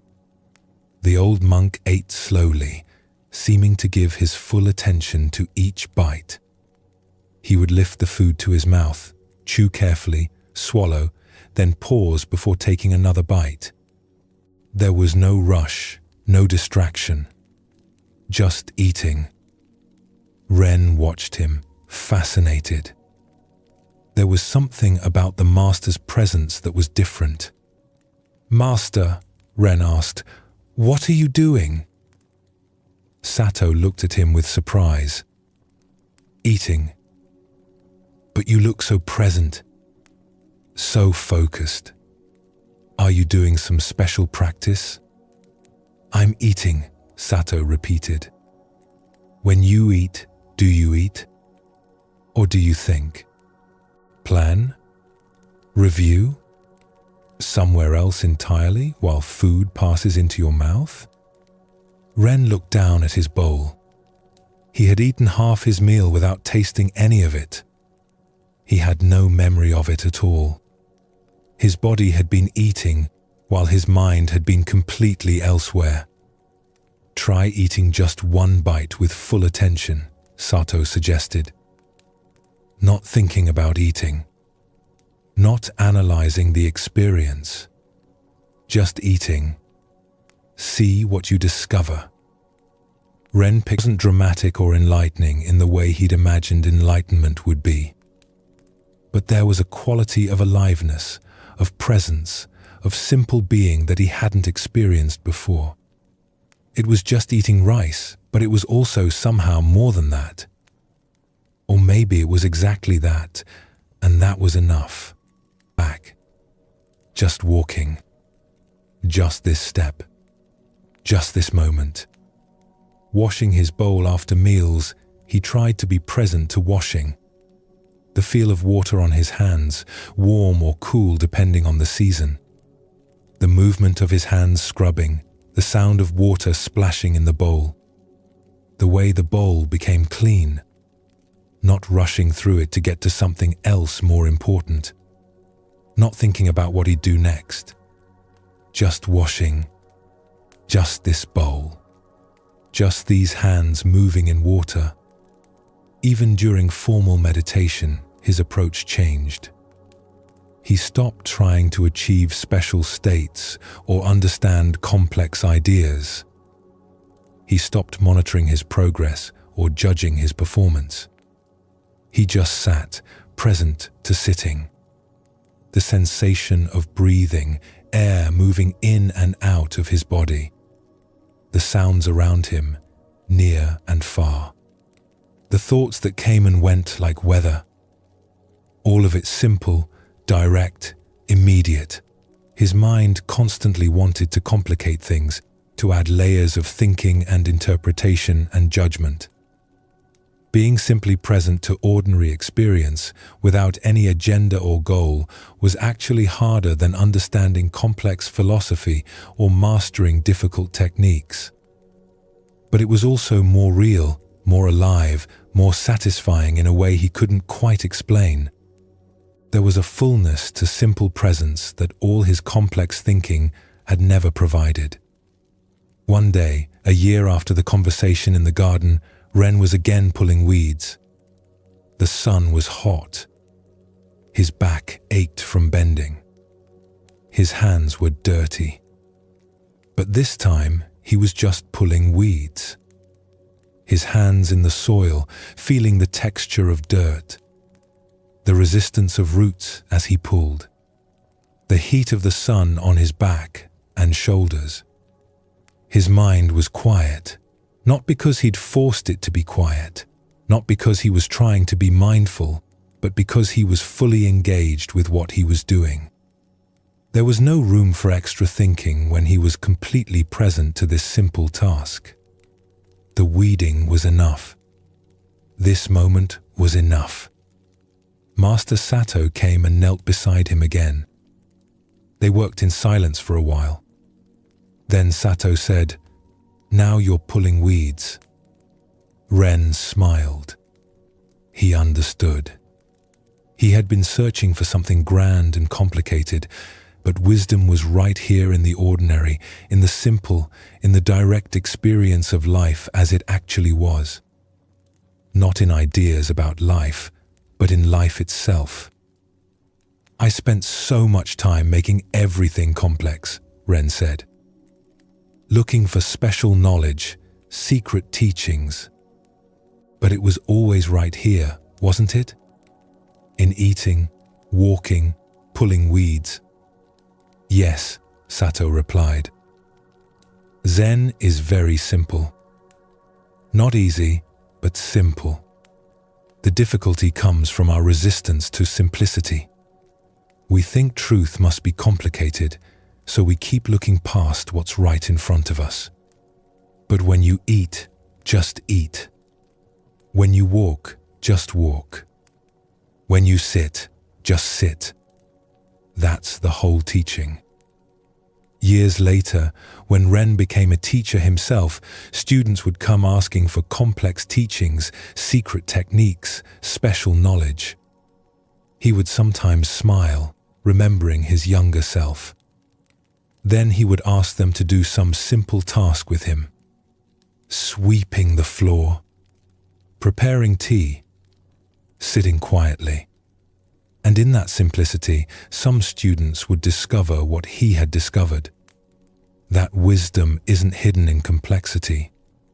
It's revealed in simplicity. That truth isn't somewhere else. It's right here, right now, in the most ordinary moments of life. Tonight, you've journeyed through the gentle wisdom of Zen Buddhism. You've explored letting go of control and trusting life's natural flow. You've discovered that thoughts are like clouds passing through the sky of awareness, and that you are the sky, not the clouds. You've learned that everything changes, and this impermanence, rather than being sad, makes each moment precious and worthy of your full attention. You've touched the freedom that comes from holding things lightly, from caring without grasping. You've seen how acceptance eases suffering, how meeting life as it is creates space for genuine response. And you've found that truth is beautifully simple, present right here in this ordinary moment. These teachings aren't separate from your life. They are your life, seen clearly. When you wake tomorrow, you won't need to remember everything you heard tonight. The wisdom has already touched you, planted seeds that will grow in their own time, in their own way. For now, let yourself rest completely. All the striving can stop. All the figuring out can wait. All the questions can rest. Nothing needs your attention right now. Nothing requires solving. You can simply be here, breathing, present, at peace. The teachings of Zen remind us that peace isn't something to achieve or work toward, folding. Just this gentle release into rest. Your body knows how to rest. Your mind knows how to settle. Trust this natural wisdom that's deeper than thought. Let everything soften. Let everything be exactly as it is. May you rest deeply tonight. May you wake refreshed. May you carry the gentle understanding you've touched here into whatever tomorrow brings. Sleep well, and thank you for spending this time with us here at Sleepy Monk.